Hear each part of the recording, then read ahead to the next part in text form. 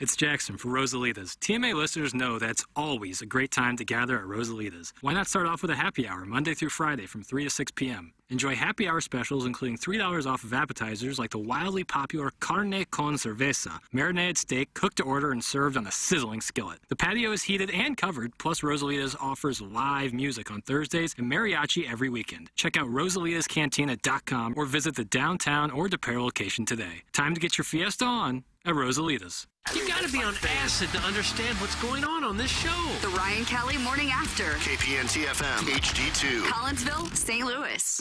Cuts of the Week are brought to you by Bertarelli Cutlery. Visit them on the Hill or online at bertarellico.com. Cut one. Plowhawk, when you would meet a woman, and of course you're a man in love, but when you would meet a woman and you're carrying the girth you're carrying, is that something that you bring up, or is it just a little treat they discover when you bed them? I think it's a treat they discover, but I think females are smart enough to know the bigger the hog, the more confidence you have in conversations. BDE. Do you think that's a real thing? Yes. Oh, 100%. Jackson's involved in the conversation. Yeah, when you go in there not having to worry about fully what you look like and what you're saying, because you have the hog to back it up. Right. Doug, you have the hog to back it up. By the time they find that out, New T-shirt. aren't you past the point of no return? Well, if they find out you got a 2-inch wiener, you got a whole nother thing coming, and that's, that relationship just started over again. Cut two. I will take a 5 on 11. Yeah, even though I'm not even coming close to hitting driver. I'm probably hitting like a hybrid or 4-iron. That incline, man, that second shot. Doug, it's the green. You want to hold that green?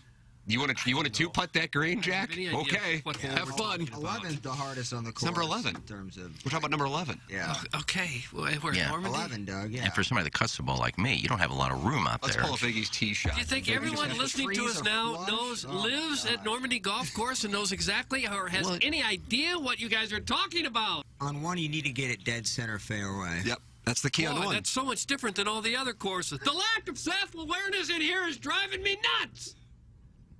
We got the Blues now in 4th place, threatening to not make the playoffs, and I'm supposed to worry about what shot they hit on the number 10 hole at Normandy? I'm not!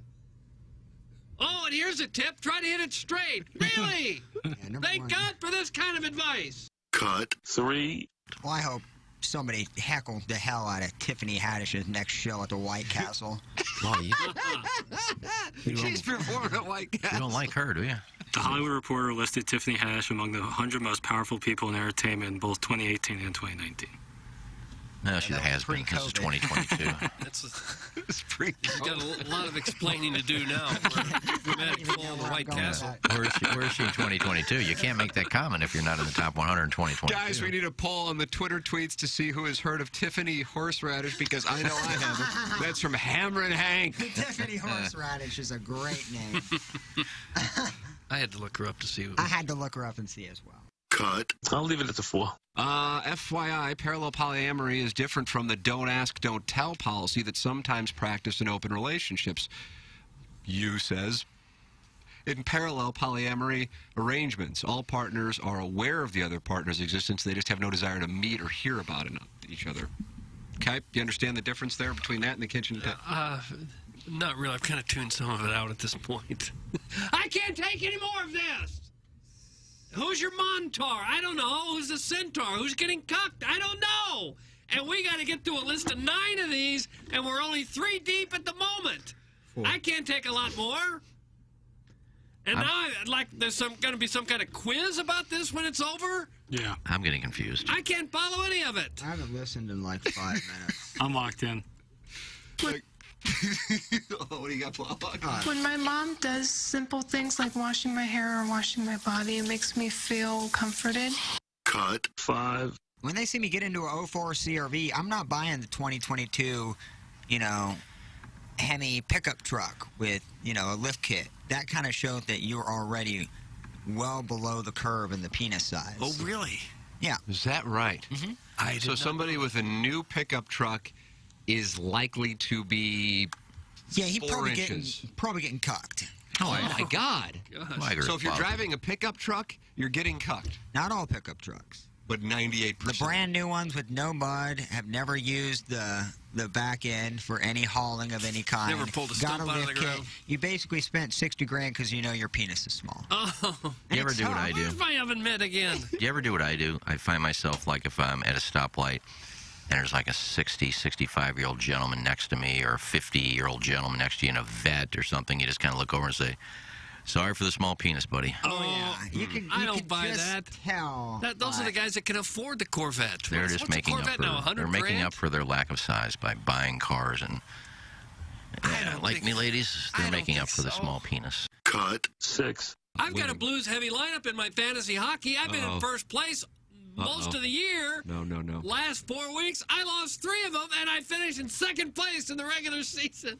I was in first almost all year, and the Blues go on a scoring drought. They can't score anything. My fantasy hockey team has been knocked out of the lead, and I'm tired of that. But you're having fun at least. Well, I was when I was winning. Why don't you get drafting with your heart? I lost 3 of the last 4. Sounds like you're about to smack the lead. I had like a 3-game lead. And those were the cuts of the week. Driving the ball 300 yards is cool and impresses your buddies, but scoring amounts to getting the ball in the hole. Thus, the best way to lower your scores is to improve your short game. If you want a golf green that putts true and gives you real grass performance when practicing chips, pitches, and bunker shots, the only company to call is Clubhouse Turf, St. Louis's exclusive partner of Celebrity Greens. Each Clubhouse Turf signature green is unique in design and can create your own backyard golf experience that your family and friends will enjoy for years to come. Call Clubhouse Turf today at 314-802-6229. Or visit them online at clubhouseturf.com. Live from the Michelob Ultra Studios, KPN-TFM HD2, Collinsville, St. Louis. This is TMA All Day. Rise and shine, St. Louis. It's the Ryan Kelly Morning After on KPN-TFM HD2, Collinsville, St. Louis. At the Morning After STL on YouTube and on TMASTL.com with Tim McKernan, Doug Vaughn, Iggy Strode, The Plowboy, and Action Jackson. 7:07 in St. Louis. You are listening to the Ryan Kelly Morning After. Welcome to the Munganess, St. Louis Acura, Alton Toyota, 7 o'clock hour from the Michelob Ultra Studios. Timothy Michael McKernan, Douglas Sullivan, Vaughn, Action Jackson in for the vacationing Ken, Iggy Strode. The Plowhawk is on the ones and twos, and Doug in the Horton Watkins Studios, today known as the Seckman Studios, KG in O-Town, who is our coworker. Oh, I didn't see him back there. Hello, KG. Hi, Doug. I missed you this morning. Yeah, I didn't see you. You hiding? Oh, no. Okay. You snuck on by. You're quick. All right. Yes, I did. Well, it's great to have Doug you doesn't here. like to talk to people he considers quote-unquote off-air. Yeah. Or beneath me. Right. Peasants. Mm-hmm. Some of the newer employees. You need to earn They your, come earn and your they go. stripes. You know. So how was Florida? Ooh, I'm glowing, Doug. Are you really? It was a great trip. Got to see some base. Got to catch a game with the McKernan family. Yeah, I heard that. Yeah, that was a dream come true. Doug, there are people who would pay tens of millions of dollars to get an opportunity to watch the Cardinals and Nationals with my wife and my 5-year-old and my 1-year-old running up and down the aisle. I mean, what an absolute treat. If that's the case, you got to turn that into your full-time job. Well, I'm going to go to OnlyFans, and Plowhawk and I are going to do a live stream tonight. Okay. Nice. Like we're like a family, like a joint Facebook. We have a joint OnlyFans account. Have you? Just a couple guys on a Zoom call showing their hogs. Oh. We got a picture-in-picture. That's correct. Oh. Yep, it is a business model, and we're excited about it. I don't know. But Doug Cagey in O-Town got to hang out with Cassie. Lucky.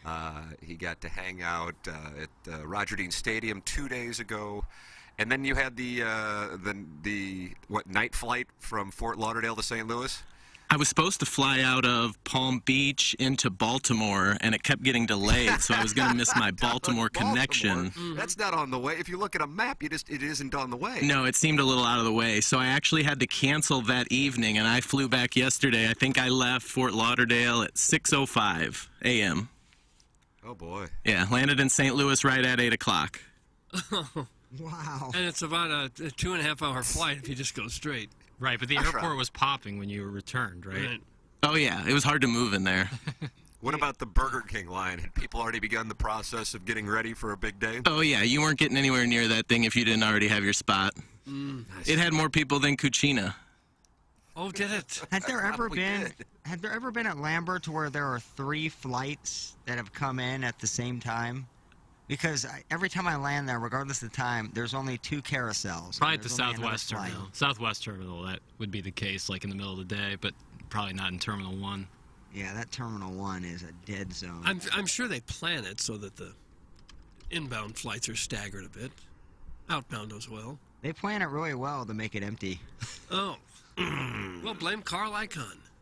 That's right. That's who deserves the blame, right? Mhm. Did he take TWA? Was that it? Yes, he did. that He is bought it rough. and sold it off. Instead of being a hub where you could fly anywhere, now you can fly to Chicago, Atlanta, or Dallas, and that's about it. Was that late 80s, early 90s when that Yeah. happened? Mm-hmm.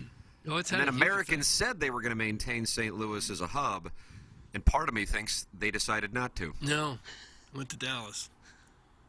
What Yep, do they that hurt. have that we don't have? A large city, an enormous. The Mavericks. Yeah, Mavs. And the Mavericks.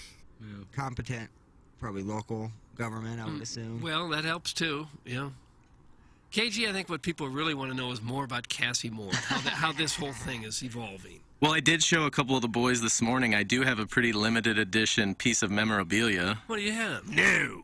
I have a personalized autograph, enlarged Steadfast Eyes album cover. It's one of one. It's kind of a glossy. It's kind of a glossy. I know. That needs to be framed and put in the studio. No, that's staying at my house. Oh, That's a keepsake. okay. Shadow box item. So have you Oh, been yeah. in contact with her though since? No, not necessarily. We, like I said, I'm playing it slow, and like she had that important meeting in L.A. and then something in New York, so I'm trying to give her a little space. Oh. Okay. Well, I don't know who this Junior the Juice Man is, Doug, but he is not a KG and O-Town fan. And KG and O-Town, part of what I would describe as the process of being a part of this show is to experience hatred. It's a very important part of what is a wonderful, wonderful industry. And Junior the Juice Man says, "Oh great, this simp again." That was sent in at 7:10, and then at 7:14 he reappeared to say, "Please regale us with tales of your jet-setting, Grammy-bound date, comma, simp." Doug, that's Junior the Juice Man. block him. Block him. Who is this juice man and why is he chirping? Hating. Just hating. Where is Hayden? We like tales of the road. We like to hear when people go on vacation and meet up with a big famous celebrity. Who doesn't want to know about that? Really want to know this guy's stats in terms of what he Height, does, weight, where yeah. he lives. Maybe we could guess. Yeah. We want his financials. Cut or uncut. Now here comes Eric in the Central West End. Quote, important meeting in L.A., a.k.a. get this Jeffco Hoosier out of my life. That's from Eric in the Central West End. And KG and O-Town is experiencing what we all have experienced at one point or another. For me, it was about 18 years ago. KG and O-Town, this is the moment where a portion of the audience turns on you because now you know you are a part of the show. I'll Welcome, take it. friends. Yeah. I'll take it. Just comes in, tries to help a little bit, fill in when someone's not here. And the callers just hate him. No reason. F that guy. KG is him. Love having him on the program. Doug, that's from Larry we Thornton. do. Of course There we you do. go. See, and then you get support as well. Yeah. Thank you, Larry. Are you here tomorrow too, KG? Or I am. nice. And then Marshy Marsh and the Playful Posse is going to be in tomorrow. Am I correct? Yeah, Marshy Marsh. He's looking forward to it. So what's the crew? And Tim. Yeah. So I mean, I'm you know, this is my vacation, but Lucky. but we knew Ken was going to be out. Starting on, well, I guess it started last Wednesday, but he texted on Sunday. And so I just didn't think, Doug, it would be right to have, what would you call it, 40% of the dais off? Well, about that. Whatever. It- They hate us so anyway. Whoever you bring in, they hate their guts. So it's not, I'd be up anyway, and I wouldn't be doing anything outside of just drinking my coffee. And so I'm like, I'll just do the show, you know? So it's not a big deal. So hold on a second. Me, Doug, Jackson, Plowhawk, KG and O-Town, Marshy Marsh, and the Playful Posse. We go from 5 members of the dais to 6 members of the dais tomorrow, if my math is correct, and I did not graduate from Missouri, so it could be wrong, but I think that's correct. Yeah. And I'm still thankful we don't have to use Mike 5. We can put Marshy Marsh in the Tim chair and still not have issues. Because that mic over there by Doug isn't the best. Why I'm glad not? We won't have to. It's just a little hollow. Oh. We don't. We hardly use it or ever use it, so I don't know if we kind of. It's the cuck position. It's where Iggy resides. Yeah, when someone comes and cucks him out of his chair. And he has to sit there, and it's a little narrow over there too, so he's got to kind of saunter in there. There is an area where we could go private here with the Right, listeners. there is, yeah, and we have curtains. The Curtains drapes and could be, everything, yeah. little chair where they can Can you sit imagine? down. Little track Wrap right yourself there. up like a burrito in the curtains. I'll sit on Doug's lap if I need May I to. dare ask a question here? Is there anything new on the new studio? I believe we will be in there. I don't want to say something and then it not like. We've already said about a Nego video and this. We're already wrong. So I bet you by the time you get back, Tim, it's ready. That's what I'm thinking it's ready now, but they weren't going to change it due to the YouTube situation. What we put in so Tim can be on YouTube as well. So I believe the message I received was that once you are back, we will be moving into our new studio. Everything's set up in there. They got mics. They're just going to move the cameras that we use for YouTube right now from here into there. So that is the final step. So I Do we believe have a say where the cameras go, or do they'll they set kinda that have an all up idea? for Okay. us. Yeah. I just don't want one behind me. This little guy here. It's not really. Because then people can see what you're scrolling on the Twitter tweets? And it's not. It's been a fun element, of the show, a nice addition, but it is kind of annoying. I feel like I'm always being watched, like it's like Big Brother or like I'm in the Truman Show. So I'd like a little bit of privacy, somewhat. Screen on the privacy YouTube. is what Screen you want. privacy would be fantastic. Right. I'd like to scroll in peace, Doug. It's like that thing when you post a picture and people pick at whatever's in the background. Doesn't matter what the main focus of the picture is. Right. They'll find something. Oh, you've got hardwood floors. Oh, my gosh. Must be nice.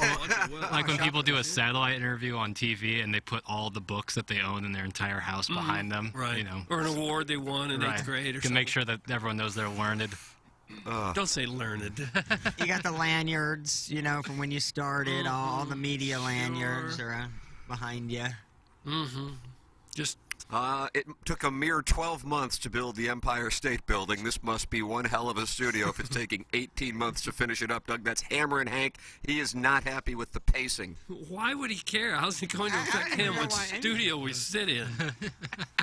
That's a very fair question. And he's upset by it. Did it really only take a year to build the Empire State Building? It's pretty impressive.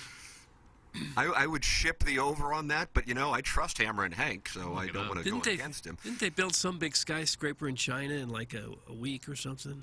Just a few days. They cleared up an entire road and rebuilt a road and a bridge in like 2 days. Yeah. Literally, there's like 2 days. But this studio is special. It's a heck of a studio. There's so much more room. Like, I'm telling you. 1 year and 45 days for Empire State Building. Wow. March. That is unbelievable. Yeah, March of 1930. That's when they started building it. And probably that's when the economy was booming. Yeah. Well. Well, not so much. People would probably work for nothing.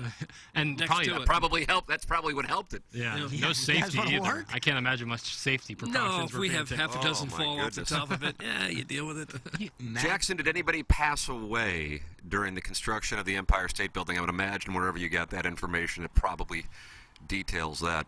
Sweet mother of mercy. Ooh, yeah, I mean, Doug, my palms are sweating just thinking about it. Well, those pictures of them sitting, like, on steel frame, yeah. oh, man, that gives me the heebies, man. 5 workers died in a slip and fall or struck by accidents over the 13-month construction of... Wouldn't you think you could construct some, like, large circus net near the bottom of the ground, so if you did fall, you'd fall into a net? But I think if you're falling from that high, it doesn't matter what's going to catch you, you're going to hit it. It's going to feel like concrete. Because if you're going as fast as humanly possible, like the maximum speed you can go, which it's a number that I can't remember, then you're going to... It's 6 miles an hour, right? Yeah, 6 times a certain amount.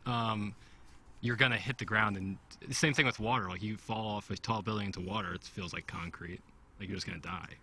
So circus net. I don't know what kind of circus net you're going to be. How about giant patty? It doesn't matter. If you're falling from the top of the Empire State Building, you are going to die no matter what you hit. And you're going to have a heart attack before you hit the circus netting anyways. I like the idea. Give you a chance, wouldn't it? Like in the old cartoons when the firemen would put the trampoline and hold one it. of those. Oh, can you imagine that trampoline, the bounce back you get? Yeah, I don't think there have been people falling out of planes that have survived. You told me that story, and it was crazy. Yeah, that is wild. I think you're gonna. I don't know if circus netting's gonna help you. I don't know. Well, they needed you back in 1929, 1930. Where were you? Well, I don't think OSHA was around. That's for sure. No. Probably not if you looked at the Yeah, photos. you just didn't walk around up there on the I-beam 800 feet off the ground. And that's okay. The wind probably won't start blowing. Safety harness? Nah. Hard hats. Harrison's brother Master not happy. What? You obviously don't care, Plowboy. You scroll the internet all day during working hours. Shame on you. That's from Harrison's brother Master. Oh, shame on you. Yeah, you're This guy texting sucks. a radio show while you're working, dumbass. There you go. I mean, yeah, I scroll through Twitter, but it's like informative. You should see some of the nuggets I've tweeted out and brought up on this show to enhance it. We're in the news media. We're I supposed can't to remember defend. any off the top of my head, No, but you there have know been it's plenty. happened, yeah. So, You just go ahead and keep scrolling. What do you scroll? Like Twitter? Would they say you're doing death scrolling Twitter? yeah, just... No, but I like to find little nuggies. Yeah, sure you do. We got breaking news coming in from the Thumb Out of Water, which is a 618 texter name. We have a muckety muck update. Turns out my brake pads are down to nothing and need to be replaced. They at Munganess, St. Louis Acura, and Alton Toyota online at stlouisacura.com and altontoyota.com had to order new pads, and Tim, these people gave me a brand spanking new RDX to drive. Oh. My wife loves the car, and we will be getting a car from Munganest when her lease is up. Brian in the service department has been great through the entire process. Doug, just another happy and sassified customer with Munganest, St. Louis Acura, and Alton Toyota, sponsor of our 7 o'clock hour, and usually the Daily Fantasy Sports Showdown, although this week the players decided to call an audible, and I was emailing with the great Jamie Burkhardt last night, and he really enjoyed Jackson's audible to allow the audience to watch him draw from memory a map of the United States instead of the Munganess Daily Fantasy Sports Showdown. I bet. That's a return you just can't It's probably something, replicate. You'd like to sponsor that as well. Jackson's about to hold it up again for the cameras for you two. There's his little Look at map. that, I'm watching it. Yep. But Good map. Munganess, I have driven the TLX, which is the, sedan. Yeah, the sedan version. Those cars, Oh, those it's Acuras. unbelievable. I mean, I know. you shut the front door. It's unbelievable, Doug. They are fantastic. When they give you the loaner, those are the times you say, gosh, I hope there's a delay on those brake pads. I don't want Can I my have car it back. for the weekend? Yeah. Oh, man, it's a delight. And Oh, they that- are super, super gracious there. Yeah. They will treat you right, that's for sure. Thank you to Munganess for the sponsorship of the 7 o'clock hour. Thank you to Engineer Design Facilities for the sponsorship of the text inbox, which is already very active. 314-881-TMA5 is how you can text into the program. Engineer Design Facilities, sponsor of the text inbox now for a couple of years here on the Ryan Kelly Morning After. And if you would like to support the sponsors, Engineer Design Facilities can be contacted via email or by checking out their website at edf-rg.com or by emailing fire@edf-rg.com. If you have visibility to your company or place of business's commercial fire alarm panel and system, email them at fire@edf-rg.com. They'll have a technician come out and provide a free evaluation of your system and offer the most competitive contract pricing in the market. You can also check them out anytime at edf-rg.com, the official commercial fire alarm services and solutions provider of this award-winning radio presentation, TMA. It's Engineered Design Facilities, edf-rg.com. The Cardinal lineup for today's spring training game, and this is a Jim Dandy because the New York Yankees have made their way across the state of Florida, and they will be at Roger Dean Stadium as the spring training schedule comes to a close here over the next few days. Doug, would you like to guess the Cardinal lineup now that the World Baseball Classic is over? Are they going with This would be real impressive. what might look like a preview of the season opener? They going with all the big guys? I would say all but one player who you know will be in the starting lineup is in the lineup today. That player is Nolan Arenado. He is not in the lineup. All right. Paul Goldschmidt is. I have now given you hints. I would like to see you construct today's lineup against the New York Yankees. The righty or left? They don't care in spring training. I was trying to figure if they bet Nootbaar lead off or Donovan. I would actually tell you that neither. So there's one final. Okay. It's actually surprising. Edmund hitting lead off? That's correct. Edmund at short. How about Walker in left? Walker is not hitting second. I'm sorry. Oh, I am sorry. I am sorry. O'Neill. How about O'Neill second? Yes. In center? Yes. And Goldie third, first base? That's correct. Contreras fourth catching? That's correct. Okay. Now Walker fifth in left field. No, I'm sorry. I would have probably gone in that spot too, but it's not Walker today. Nootbaar. No, I'm sorry. Gorman at third base hitting fifth. No, I'm sorry. Well, son of a sack BD. ass. Who else do they have? Brandon Donovan wouldn't be a fifth place hitter. No, I'm sorry. Carlson? That's correct. Dylan Carlson's in right field today. Okay, Nootbaar. Newt's not there. Power hitter. Next. I think you were right. Now Gorman at third base. Nolan Gorman is not in today. Oh. Well, how about Donovan at... Hell, I don't know. I'm out of players. Jordan Walker. Jordan Walker is DHing. Lars Nootbaar, global sensation and World Baseball Classic champion Lars Nootbaar, is hitting seventh and playing left. Okay. Mason Wynn is playing second today, and Donovan is playing third and batting ninth. Plowhawk, this is your favorite kind of game. It's a Steven Matz game. Ooh. I tell you what, I love that lineup. I mean, obviously replacing Arenado. But Gorman's going to be tough not to put in the lineup, though, with how he's playing. I realize none of it. I love that sneaky lineup. Surprised Donovan's not hitting leadoff. Yeah, I would jumble a couple players Here is my theory on that, because he hasn't played for a few days, or didn't play as much. When I went to the game 2 days ago against the Nationals, he was playing short, but just to get Edmonds more at bats, have him lead off. Sure. That would be my theory behind why he's there. Arenado gets the day off. He has not had a very good spring. Yeah. Carlson fifth and O'Neill second. Those are the two I'm not huge fans of in terms of where they're at. But yeah, I like it. Well, nowadays you try to get your power up there early. Yeah. Aaron Judge hit second most of last year, didn't he? Well, no, that was my point. You get the power up there early, and so why is Dylan Carlson hitting fifth? Well, O'Neill's got more power than Carlson. Well, I know. I'm not saying switch those two. I'm saying those two particularly should not be 2 and 5 in the lineup in terms of batting. But again, I think in their ideal world, O'Neill hitting second is perfect. Having that. I kind of thought the Yankees would send over the borderline players, because that's what usually goes on at this point in baseball when there is any semblance of travel.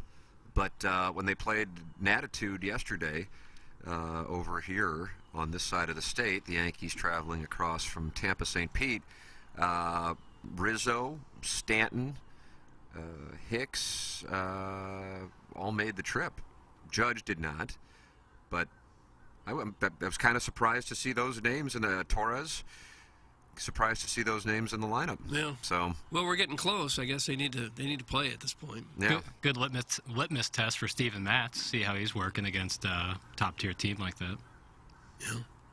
He's been pretty good this spring, Matz, hasn't he? He had one great outing. I'm going to be optimistic about him. We have to be. Well, now, why wouldn't you be? Because he, pitched to May last year? Well, he was hurt. Great season. How about Montgomery? He was terrific yesterday. Cinco de Mayo shut it down. Doug, it was a 0-0 tie. Thank you, fans. Can't get any more exciting than that. God. A 0-0 spring training game. Oh, my goodness. Yeah, you honestly may not be able to pay me enough to sit through one of those. Yeah, and we still have people complaining about the World Baseball Class. We shouldn't be playing it. Yeah, let's get back to those 0-0 spring training games that everybody loves so much. With players doing Doug, I don't know if you saw any of the video of me getting in work yesterday. Did you watch some of that? No, I didn't see. I posted that also, a picture in my rearview mirror with duck lips. And I walked up on the driving range, and I had heard that Aaron from the Yankees was on the premises, and I'm going, God, Aaron Judge is hitting balls, and he's what, like 5'9"? Yeah, 5'10"? little guy, yeah. 6'7". The cleats are what really does it. Right. But it turns out it was Aaron Hicks who was on the driving range, and I tried to find his handicap because I'm that big of a loser, because this guy could absolutely bomb it. Now, the fact that he could bomb it as a professional athlete isn't really all that surprising, No. but I could tell by the swing he could play, but I was never able to find his index. So he and 3 of his teammates played the champion course over at PGA National, despite the fact that he went 0 for 2, and I kind of would have liked to have seen him maybe spend some time in the cage after that loss to the Nationals and work on his game and not hit the golf course. Right, or just go back to your room play and for the sulk. fans, not the money. Thank you. Thank you. But there he is on the range and then out there playing golf with his teammates, and I wasn't happy about that, and I used one of my burners to take him out on Twitter, and hopefully the New York Post will cover that. But Aaron Hicks was bombing, absolutely bombing. And Doug, pull up video of Rory McIlroy's swing. Okay. There, you see it? What he does at the top of his swing, his body's moving one direction, that lower body, right there, that lower body is moving one direction, while the swing, as he is approaching the golf club, the golf ball is moving a different direction, and we call that lag. He is creating lag, and that is what Aaron Hicks is able to do. He creates lag, and there's something to be said for being a professional athlete. And I would like all the children listening to today's program to think about that. There is something to be said for being a professional athlete. Where are my oven mitts? Doug did actually pull up a video of Rory McIlroy's swing. Yeah. Did you really? Yes, he's looking at it right now. It's great. It's so Do you see that? Do you see that Slow lag? motion. Because he's not even taller than me. Yeah. But he creates that lag. He turns his back 110 degrees before his hips move 1 degree. It's unbelievable flexibility. All right. And to do that at the commissioner of the PGA Tour. He's not the Best swing on tour. Best swing in the game of golf. It's probably the hardest to replicate. Shot at Adam Scott out of nowhere. Rory's finish is better, in my opinion, than Adam Scott's. I think, like, textbook technical, Rory's is perfect. Tim, the reason you couldn't find Hicks's handicap is because he's a grit guy. Thanks. That's from Kurt's former coworker. I hung the T-shirt back up fully so you can kind of see the Grint Grint T-shirt. All right. coming back at that time of year. Paz, you should wear that Grint T-shirt to the Fan Page Club Championship. I love the material of it. It's about 4 sizes too big. It's a cotton T-shirt. Shrink it? Shrink yeah, it? I could shrink it, yeah. Tim, hopefully that little fella from the putt-putt course was able to watch Aaron unload. That's from Hammer and Hank. I don't think I told this story on TMA. I think I told it on Balloon Party. Is that correct, Jackson? Yeah. Do you recall? Yeah, it was just on BP. So many different shows. Doug, this is a true story. On, I don't know, someday earlier this week, my wife and I took our 5-year-old son. There's a putt-putt course right by Roger Dean Stadium in the area that is called Abacoa, and we took him there just to F off and play miniature golf. Not many people around at that time. It was mid-afternoon, and there is a father, I believe he was a father, with 2 kids, I would guess just slightly older than our 5-year-old, and he is, and I'm not making this up, and I'm not exaggerating it, he is berating his son for missing a putt. Again, this is on miniature golf, and I would guess he's 6 or 7 years old. He's berating him. Now the child is weeping uncontrollably, and the father then says, "You are never going to play high school golf with this attitude." Wow, dude. The kid And had it it's- coming. You can't miss I'm those. probably leaving some of it out because I didn't sit there and stare at it. It was, a few holes away, but I'm going. And my wife saw it too. I go, God, I heard Golf Dad is a special kind of parent, but miniature Golf Dad I didn't even know exists. Yeah, that's a tough one. Well, if it's inside the leather and he still missed it, then the kid had it coming. Discipline is the thing. Yep. Got to teach him young, Doug. Did they stop playing at that point, or did he finish his As it continued, and the kid was crying. I mean, he was truly crying. The father said, "If you don't stop your crying, we're going to leave." And I don't know if they wound up finishing the round or not. I haven't checked my putt-putt gin index to see if he posted his number or not. Well, I'm guessing the kid may actually lose his love for the game and not play high school golf. Yeah, I mean, subconsciously that will stick with him for a while. Sure.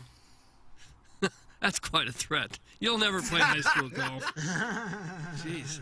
On a mini golf course. Ooh.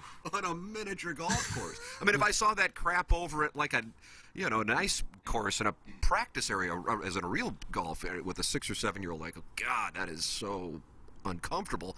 But to do it on a putt-putt course, holy crap. Well, did you yell at Jameson at all? I held him accountable. I didn't like his stance as we tried to negotiate that clown's mouth. I really feel like he pushed it, and I berated him a little bit. But the way I do it is I kneel down and I clench my teeth and I say, "You listen here. Next time you're putting in that clown's mouth, you make sure you line that thing up first, all right? Or else you'll never play over at St. Louis University High School, assuming I continue to donate enough money." And that's how I kind of handled it. And I hope the younger one saw that too, to know what's coming up for him. To know that That's right. the same thing is in store should he fall out of line. That's exactly right. Yeah. That's exactly right. You got to send a message to the oldest.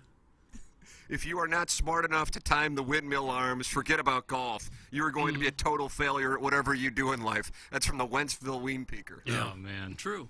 I've seen it too many times with parents just giving it to their kids, and I could just tell that kid's not going to continue playing this sport for much longer. A lot of life lessons to be learned on the putt-putt course. I've never seen it on a mini golf course before. Yeah, it's horrible. I could see if they were messing around through the putter into the little lake. Then that's a time where you might want to discipline your child. Yeah. But because they missed a putt, that is a whole different ballgame. Good morning. Mr. Licks plays miniature golf in Destin. Thanks. That's from the Warson Woods Wacko. And they continue. What's wrong with that? I play a lot of miniature golf on Florida vacations. Sure. That and go-karting. Yeah. It's a good time. Mm-hmm. I once tried to turn around on a go-kart track. And go the wrong way? Yeah. Why? So it was like a simple track just around and around. And they said, all right, everyone come in. But I was in first place. I had won the whole time. It was against my family. I didn't want to lose. Yeah. And so I figured whoever came in first to the little track where you start would be the winner. And so I tried turning around, and I couldn't fully turn around. I slammed into the side, and the people had to stop everyone else because I was a loose cannon. I hope your dad blistered you for that. Yeah, no, I heard about it. Yeah. I heard about it. Yeah. That actually I deserved. You were to be trying to yelled do at. That was donuts? super dangerous. Donuts I like a tried to turn NASCAR around, driver? go the wrong way. Yeah, I tried to just completely spin around. How old were you? 10. Oh. Doug, watch this. Watch this. You're going the wrong way.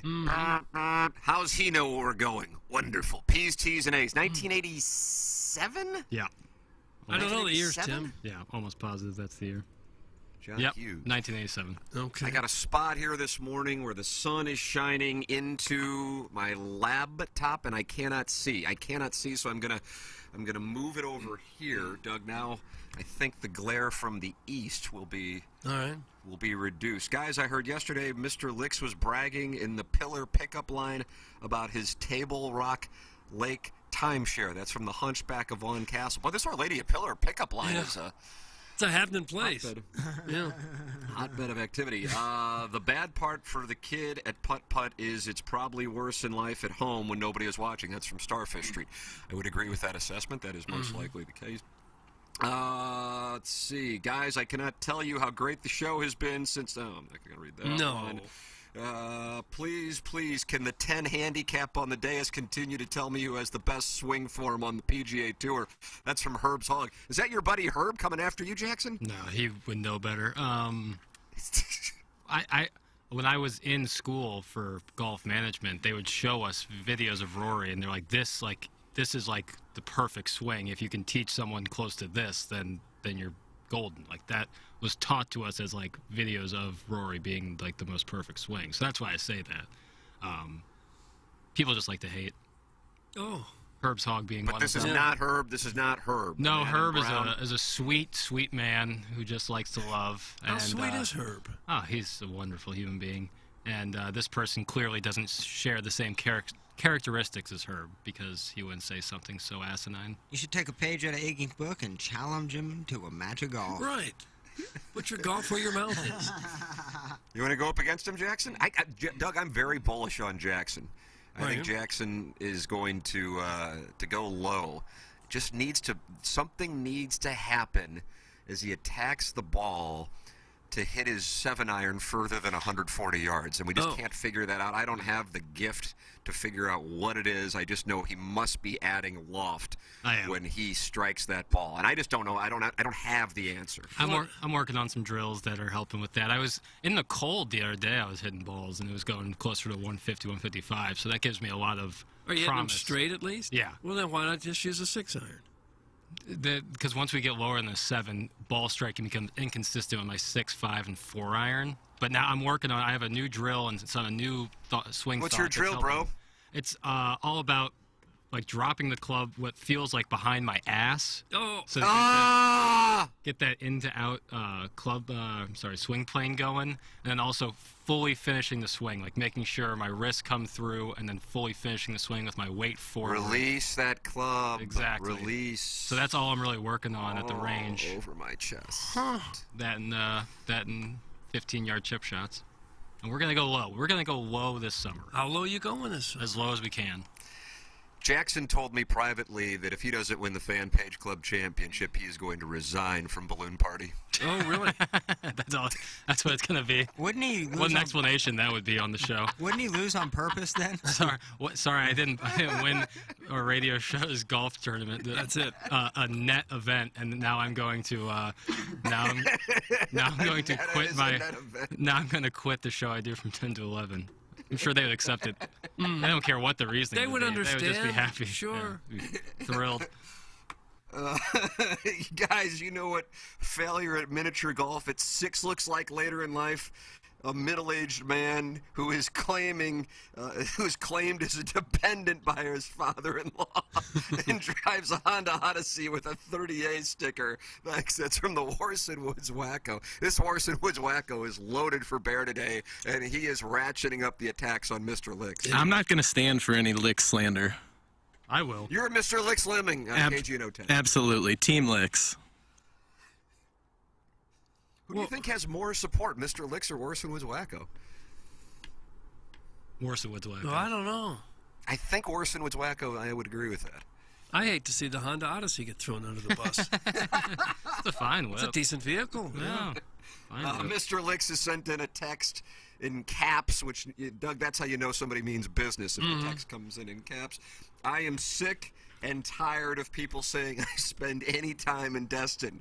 I don't think about Destin. I don't even consider going anywhere near the Panhandle. I guarantee you Algonquin has reciprocals with some condo building that's 3 blocks north of 30A, so he's not even beachfront. I vacation exclusively in Turks and in Grand Cayman. Thank you. That's Mr. Licks. I don't buy a word of it. Get him, Licks. I'm sick and tired of people shaming Destin. What's wrong with Destin? It's a wonderful place. It is. It's fine. People are. Oh, it's not good enough for some of our listeners. There's nothing wrong with Destin. Being in Destin is cool. It's not far enough south. Turks and Grand Cayman, I hear, are beautiful as well, but, don't shame people for where they go. People like what they like. If they want to go to Bull Shoals, you're okay with that too, probably. Gulf Shores, Alabama? No, Bull Shoals. What the hell is Where's that? that That's at, Kentucky? Down there by the Ozarks, isn't it? Oh. Bull Shoals. Sounds about right. Water smells funny there. I'm golfing at Timber Lakes in Staunton. Oh, well, You always pardon talk the hell about out of that. me. On Sunday. You are Sunday? What's the weather going to be like on Sunday? It was supposed to be pretty damn nice. That's wet. We're going to Yeah. get like 4 inches of rain here over the next day and a half. High is Wow. 61. There's your dedication, Doug. Have fun losing in the first round of the Yeah, it's true. Rampage Club Championship. Can't get that work in. Oh, Doug, are you playing in the FPCC? I don't think so. I don't. I was just putting him in there, but I didn't think he Because I was about to say, we got 57 or 58 spots. By the way, thank you for bringing that up, because I forgot to mention the J. Randolph Jr. Fan Page Club Championship, which is presented by the wonderful people at Michelob Ultra, 95 calories, 2.6 grams of carbohydrates, and also the studio sponsor here on TMA. I posted yesterday the field of players, and I think it's 57 or 58, and since I am staring dead into the sun, I can't see it exactly at the moment. So if you would like to sign up, what we will do is we will randomly draw the remaining 7 or 8 spots, and then we will have an alternate list in order, and all you got to do is just say, I want to be able to play on the fan page, and then we will have our field of 64, and then we will collect the handicaps, but it is a thread on the TMA fan page on Facebook. If you have not joined, apply to join, answer the questions, and Jackson and I, we get together every night at around 9 o'clock, and we vet fan page membership applications, and that's what we will do this evening. Yep. It's a tradition like no other. And this is the tournament where you got to play several, and then you forfeit because you've had enough, and you That's quit. correct. Okay. Yep. Yeah, you're hoping to get people who will forfeit. You can make your way through pretty. You can sail through if you get the right pairing. Yeah. Yeah, the Loomster was accused of only appearing in the championship because he forfeited his way to the championship, and I just don't think that is fair. No. Didn't he win the thing? Second place. No, Chris Heck, who I think could be our first repeat champion. Oh, yeah. I see he is a 2.7 right now. This guy is playing really good golf, and his distance is not something you can teach. You either have it or you don't, Jack. But if he has refined his short game in the off-season, this is a guy who can go really low, and I don't care how many pops you're getting, you could be another victim of Chris Heck as he returns to the winner's circle in the J. Randolph Jr. Fan Page Club Championship presented by Michelob Ultra. This is an exciting time of year, Doug. Well, I don't know how exciting it is. When's everyone going to start playing?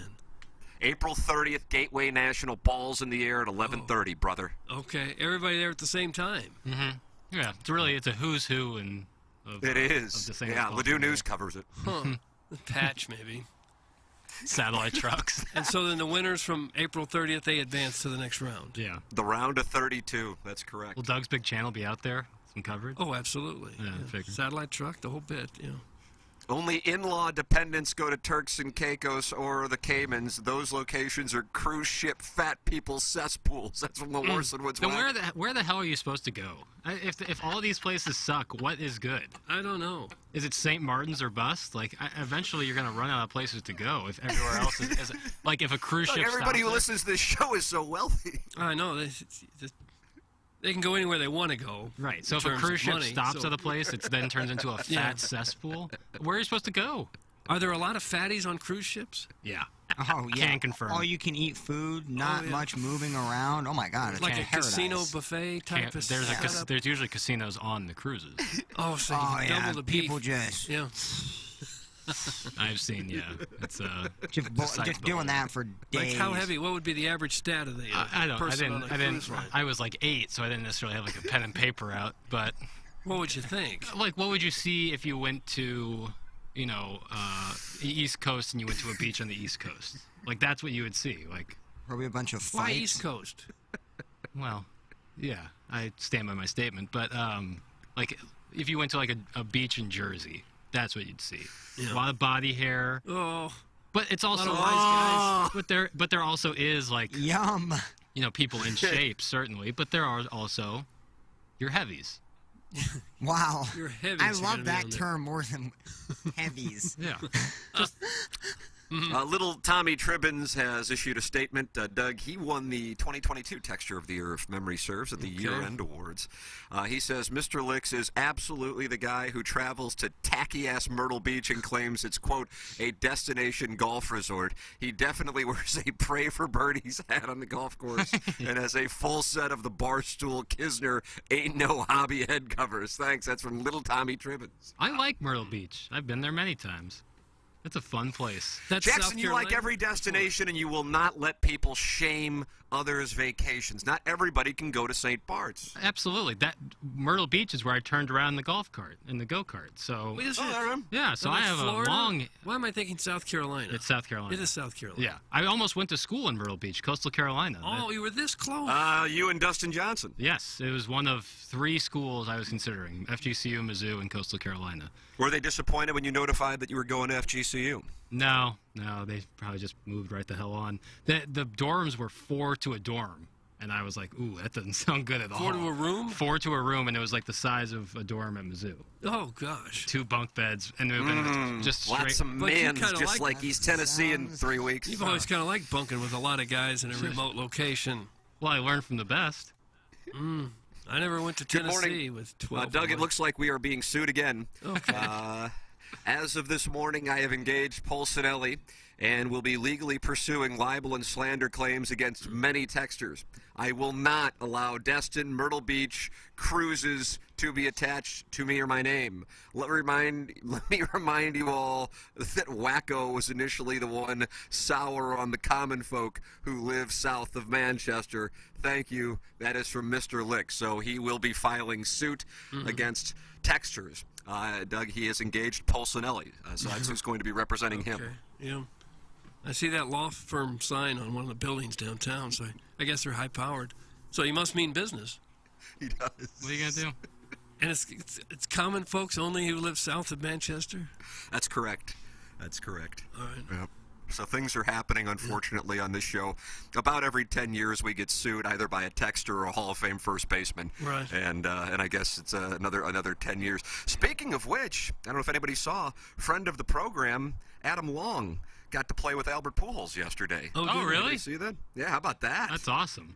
Yeah. I guess he is in the opposite field event in, I think it's in the Dominican. The match play going on in Austin, Texas for the top 64 players. Adam at the moment not in the top 64, so he's in the opposite field event. And he got to play with Albert Pujols, who I believe is now like a 3 or 4 handicap. He's got a good swing. Doug, once again, it helps to be a professional athlete. Think about that. Right. And to have some hand-eye coordination and the strength of 10 men. He's been out and about a lot since he retired. He was in the celebrity game for the All-Star game. He was in the program at the Waste Management. Now he's at the program in this thing. Good for Albert. Living his best life post-retirement. I bet when he gets a hold of a golf ball, he can hit 400 yards. Yeah. Hell yeah. And then I know Freeze, absolutely. D. Freeze got hooked on it, and he was like a 12, and I just looked him up. He's down to a 6.9. Doug, once again, it helps to be a professional athlete. That's the theme of today's program. Yeah, plenty of time, plenty of money, plenty of instructors, Right. you know. And naturally natural You summed it up, athlete, brother. Yeah. Natural. Arenado's down to a 2.1. Wow. How about that? I always find it interesting with baseball players because the swing is different. You know, in baseball, you're swinging up on it. Golf, you're swinging down. That's why I feel like hockey players are like naturally kind of good at golf because the swing is pretty similar. You're swinging up on it with the driver, but swinging down on it with other guys. I don't know that it's the same, that it translates at all. They're just good athletes. Sure. And hope. The same guys could probably be better basketball players than you if they wanted to be. And they'd be better football players than you if they wanted to be. They're just they're just world-class athletes. They can't shoot like me. I bet they could. Hope Arenado doesn't take golf too seriously and doesn't focus on the task at hand. That's a take. Yeah. That's and a take. And that's the You wild do a mic card drop round. on 101 for that? Yeah. When they lose a playoff series, I expect him to pout and sulk the entire offseason, not work his handicap down to a 2. This season, it's wild card or bust, and you can't possibly be golfing when Matt's giving up 7 I and might put a 2/3 of an picture inning. up on the Instagram of you saying wild card or bust. That dolt doesn't know anyone at Polsinelli. I'm surprised the moron was even able to spell it. Get bent, Licks. Hashtag Team Warson Woods Wacko. It's my birthday in 12 days. That's from the first ever Milagro Tequila listener of the month. Doug, that is Beer Cats. He won in the month of January. Natty Nate in February. Who is going to win in the month of March? You can apply right now. It's a matter of a real thorough application process. Jackson, what do? You post a fake picture and a fake application, and then you're entered into the competition at TMASTL.com? Yeah, Sounds like joining the fan page. More or less, yeah. Yeah, it doesn't take too long to apply. But, yeah, you got to apply to win, so head on over to TMASTL.com. And if Brian Henshin were to win, Missouri would continue to be shut out from the Milagro Tequila Listener of the Month pool. Just shows how regional of a show this is. It does. It cuts a wide swath. Yeah. Let's see what we got here. Good morning, fellas. My neighbor Dieter has a 30-second spot on Great Day St. Louis this morning promoting his power washing business. So we'll start tossing ourselves off after that's done. What? Might be a good idea to start priming your engines right after the commercial break, and then we'll hop right into it. Thanks. That's from Gunter. Gunter, a couple Gunter's German back. kids. Dieter and Gunter. Doug, prime yourself. I don't even know what that means. You know, head to the bullpen. Tim, I'd play, but I'll be down at Mayakoba shooting 130 while my wife is back at the resort getting turned inside out by some hot tan Cabana boys. Can you ask Mr. Licks if he's played and has any pro tips? That's from the recovering alcoholic from Belleville in Webster Groves. Wow. Poor lady. Everyone's on vacation. Everybody's vacationing. Yeah. Spring break. Let's see what we got here. Tropical vacation. I gotta. Oh, here we go. It's kind of like holes. When you're attacking the front butt, you're kind of pounding up on it. When you're pounding that back door, you're pounding downwards while he or she is, and then it gets a little too graphic Didn't need for it. the Federal Communications Commission. Doug, that's from the recovering alcoholic from Belleville and Webster Grove. Well, I'm going to suspend him. Recovering alcoholic, you just got yourself suspended for a period of 2 days' time. Your name, as we speak, is going into the suspension log, Hugh. Don't expect it feels very good. Don't think it feels very good at all. It shouldn't. Hey, Tim, I just drove a full hour and I didn't hear one drop on the show. Stop playing on the internet and play some drops. That's from Harrison's Brother Master. And I got higher with my vocal pitch because then he went to caps and I wanted to drive home that he had typed in caps. I mean, what kind of drops were we playing in this Just conversation anything. Just right hit now? anything. Like, Get this guy off our ass. Doug, you are one of the greatest people. Yeah, just hit some sort of drop. Anything will do. Maryland should have been better. They had some injuries. There. Is that what he lives they're hot for? and cold. You know, their best players hot and cold. I like the one from yesterday. Michael, come on. Michael, no. My audio just keeps playing on the phone. I swear to God, I've got it turned off. What are you on, that TikTok for that hot girl who used to be a goalie? No, I've still got my alarm going off to wake me up this morning. Wake up, Doug. God, I guess Wake up. It's the first of the month. All right, it is 7:59 in St. Louis. This is the Munganess, St. Louis Acura, Alton Toyota, 7 o'clock hour. Timothy Michael McKernan, Douglas Sullivan, Vaughn Action Jackson in the Michelob Ultra Studios for the vacationing Ken Strode. The Plowhawk is on the ones and twos. KG in O-Town is in the Seckman Studios. We will take a commercial break, come back with our appliance discounters 8 o'clock hour. This is the Ryan Kelly Morning After from the Michelob Ultra Studios. You're hearing TMA all day on KPNT HD2, Collinsville, St. Louis, featuring the Ryan Kelly Morning After, live from 7 a.m. to 10 a.m. Then a full show replay from 10 a.m. to 1 p.m., followed by the best of TMA from 1 p.m. to 7 p.m., and another same-day replay starting at 10 p.m. Find the full schedule at TMASTL.com. Brought to you by Ryan Kelly at thehomeloanexpert.com, the most efficient mortgage process you'll ever experience.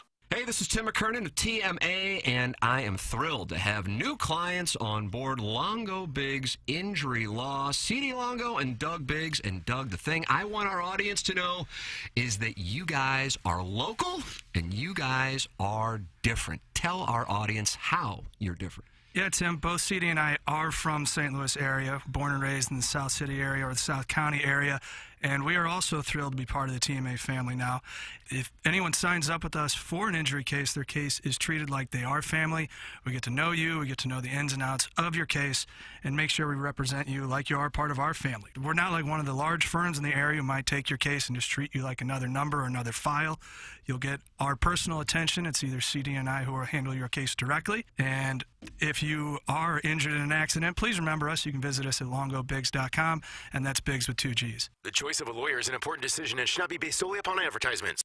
I'm Ryan Kelly with thehomeloanexpert.com. I've been the title sponsor of The Morning After for over a decade. And in these 10 years, I've learned a lot about shrubs and Dotem and, of course, our fearless leader, Tim. I honestly can't think of anywhere else I'd rather be. Huge shout out and thank you to all the listeners. It's because of you that this is possible. Thank you for supporting the sponsors. If you ever need a home loan, I'm your guy. It all starts today at thehomeloanexpert.com. The Home Loan Expert LLC, NMLS number 1326241. Okay. Hot takes. Yeah. Pepperoncini. Pepperoncini. And now the Pepperoncini Show with Darren Atkins and Ken Stroh. All right, take it, fellas. There it is. That's the open. Pepperoncini. Pepperoncini. Pepperoncini. Pepperoncini. Pepperoncini. Pepperoncini. Pepperoncini. Pepperoncini. We don't know what it is. We don't understand the name. We just know it's stupid. And it's available every weekday, featuring Iggy and the Plowboy. Apparently it's some kind of a podcast or something. Available at TMASTL.com and on the TMASTL mobile app. Whatever. Hey, it's Jackson for Rosalita's. TMA listeners know that's always a great time to gather at Rosalita's. Why not start off with a happy hour Monday through Friday from 3 to 6 p.m.? Enjoy happy hour specials including $3 off of appetizers like the wildly popular Carne con Cerveza, marinated steak cooked to order and served on a sizzling skillet. The patio is heated and covered, plus Rosalita's offers live music on Thursdays and mariachi every weekend. Check out rosalitascantina.com or visit the downtown or DePere location today. Time to get your fiesta on at Rosalita's. If you are a commercial property manager, property owner, small business owner, or are involved in operations, listen up. Engineer Design Facilities has become the #1 commercial fire alarm service provider in the market. EDF's goal is to not increase your operating budget, but rather decrease it, and at the same time service your business's commercial fire alarm needs with the most experienced and competent technicians this region has to offer. Make sure your building is up to code. Email fire@edf-rg.com to schedule your systems evaluation today. That's fire@edf-rg.com. TMA knows how our Walrus audience loves their meats. That's why we have teamed up with a local company that delivers high-quality, great-tasting meats straight to your door. Brush Creek Valley Farms is a direct-to-consumer family farm that raises, processes, and delivers pork and beef nationwide at cost-friendly prices. Go to brushcreekvalley.com to choose between their various box options. Build your own box or buy in bulk to have a great-tasting local beef and pork at all times. Brush Creek Valley Farms is offering 10% off any box by using the promo code TMA10 or 5% off any bulk order when you use TMA5. On top of that, if you subscribe to their monthly service, you'll receive an additional 10% off each order you make. Again, that's TMA10 for any box order, TMA5 for bulk orders, and an automatic 10% off when you subscribe. Go to brushcreekvalley.com to learn more about how you can get their meats in your mouth and support a local family farm.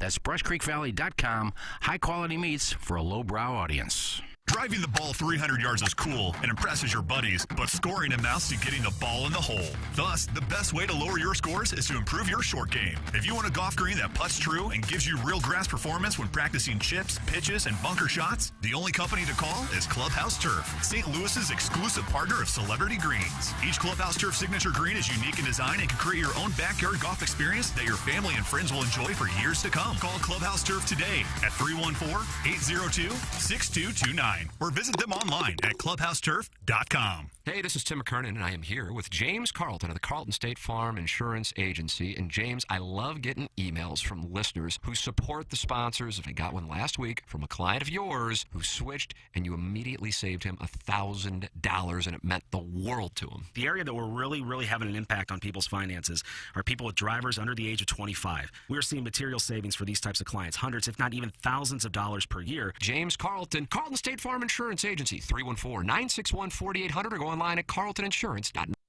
Urban Dictionary defines thirsty as purposely, knowingly, and recklessly attempting to gain fame to boost self-esteem.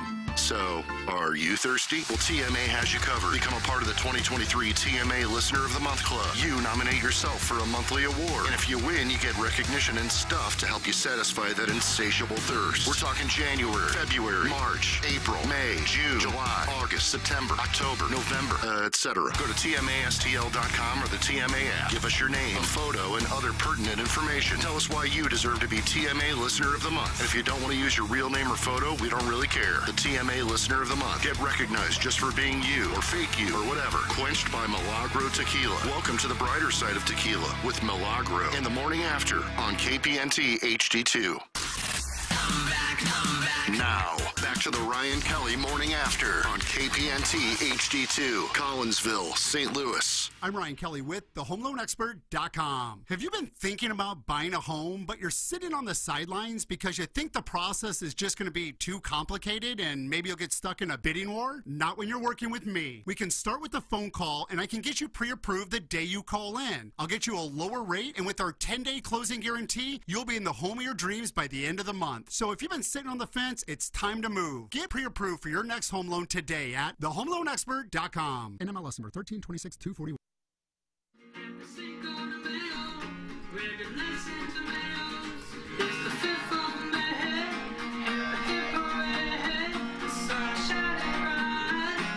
This is one of the better ones.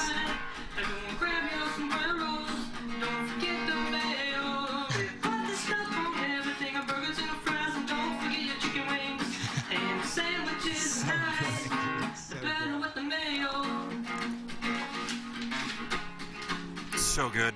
This is not that good. This sounds like a high school talent show.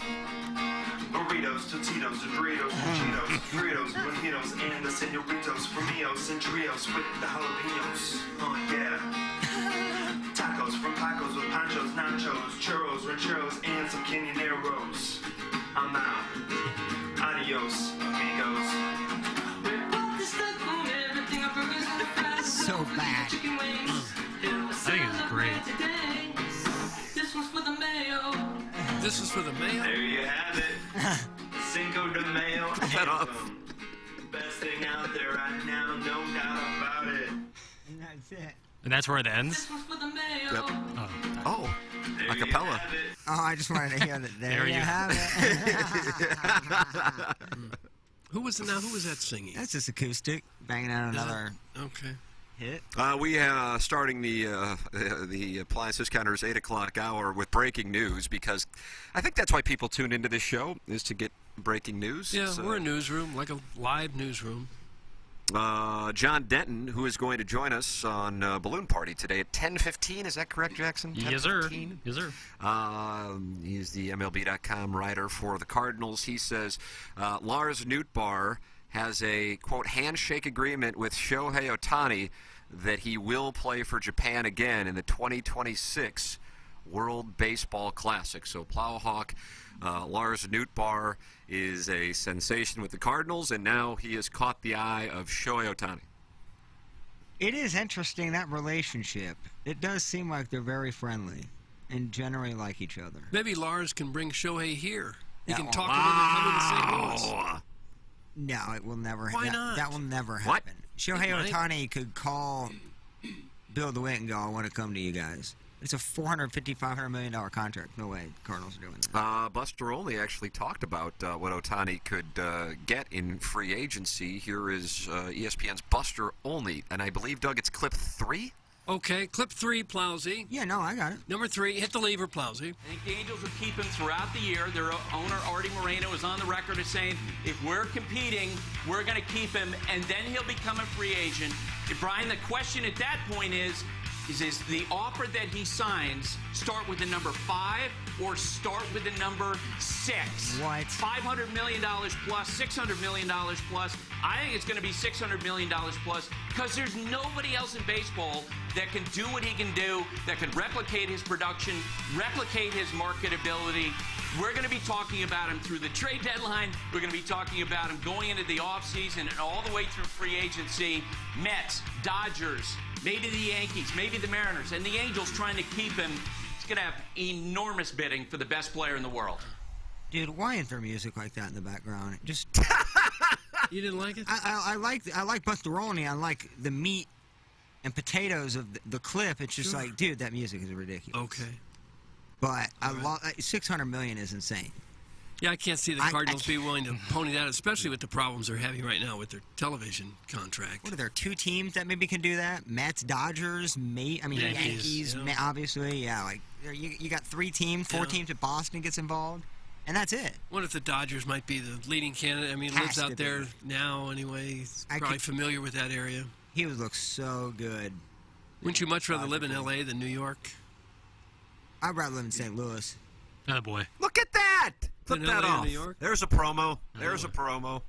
Oh boy. Well, at this point in my life, I would too. Yeah. Seriously. I wouldn't want to dip my hands in 50% tax rate in California and any of that. And New York seems fun to visit for sure. I've never been to New York, and I would state as love well. to go Really there. High tax. You never been to New York, Plowhawk? I Is that right? haven't. Me and Madison are trying to set something up. I want to do a little. I thought you were going to go out with Lisa Ann in New York. We are. Was that you or was We're that in the Jackson? preliminary stages of trying to set something up and see if she would hang out with us for a day. We want to kind of see Christmas lights there. I don't want to go on Christmas, but maybe, a couple weeks before when they got the tree up and everything. So that's one of our trips we could potentially go on.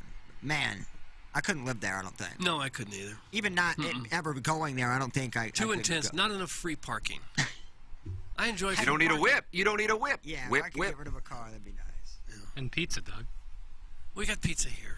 But so is he getting $60 million a year then? If it's $600 million, or is he going to sign like a 13-year deal for like 52 or whatever? Like what's? I don't know. He's already. How old is he? He's 26 or so. 7. 20. I thought he was 27. I mean. Yeah. So maybe he can give you another 10 28. years.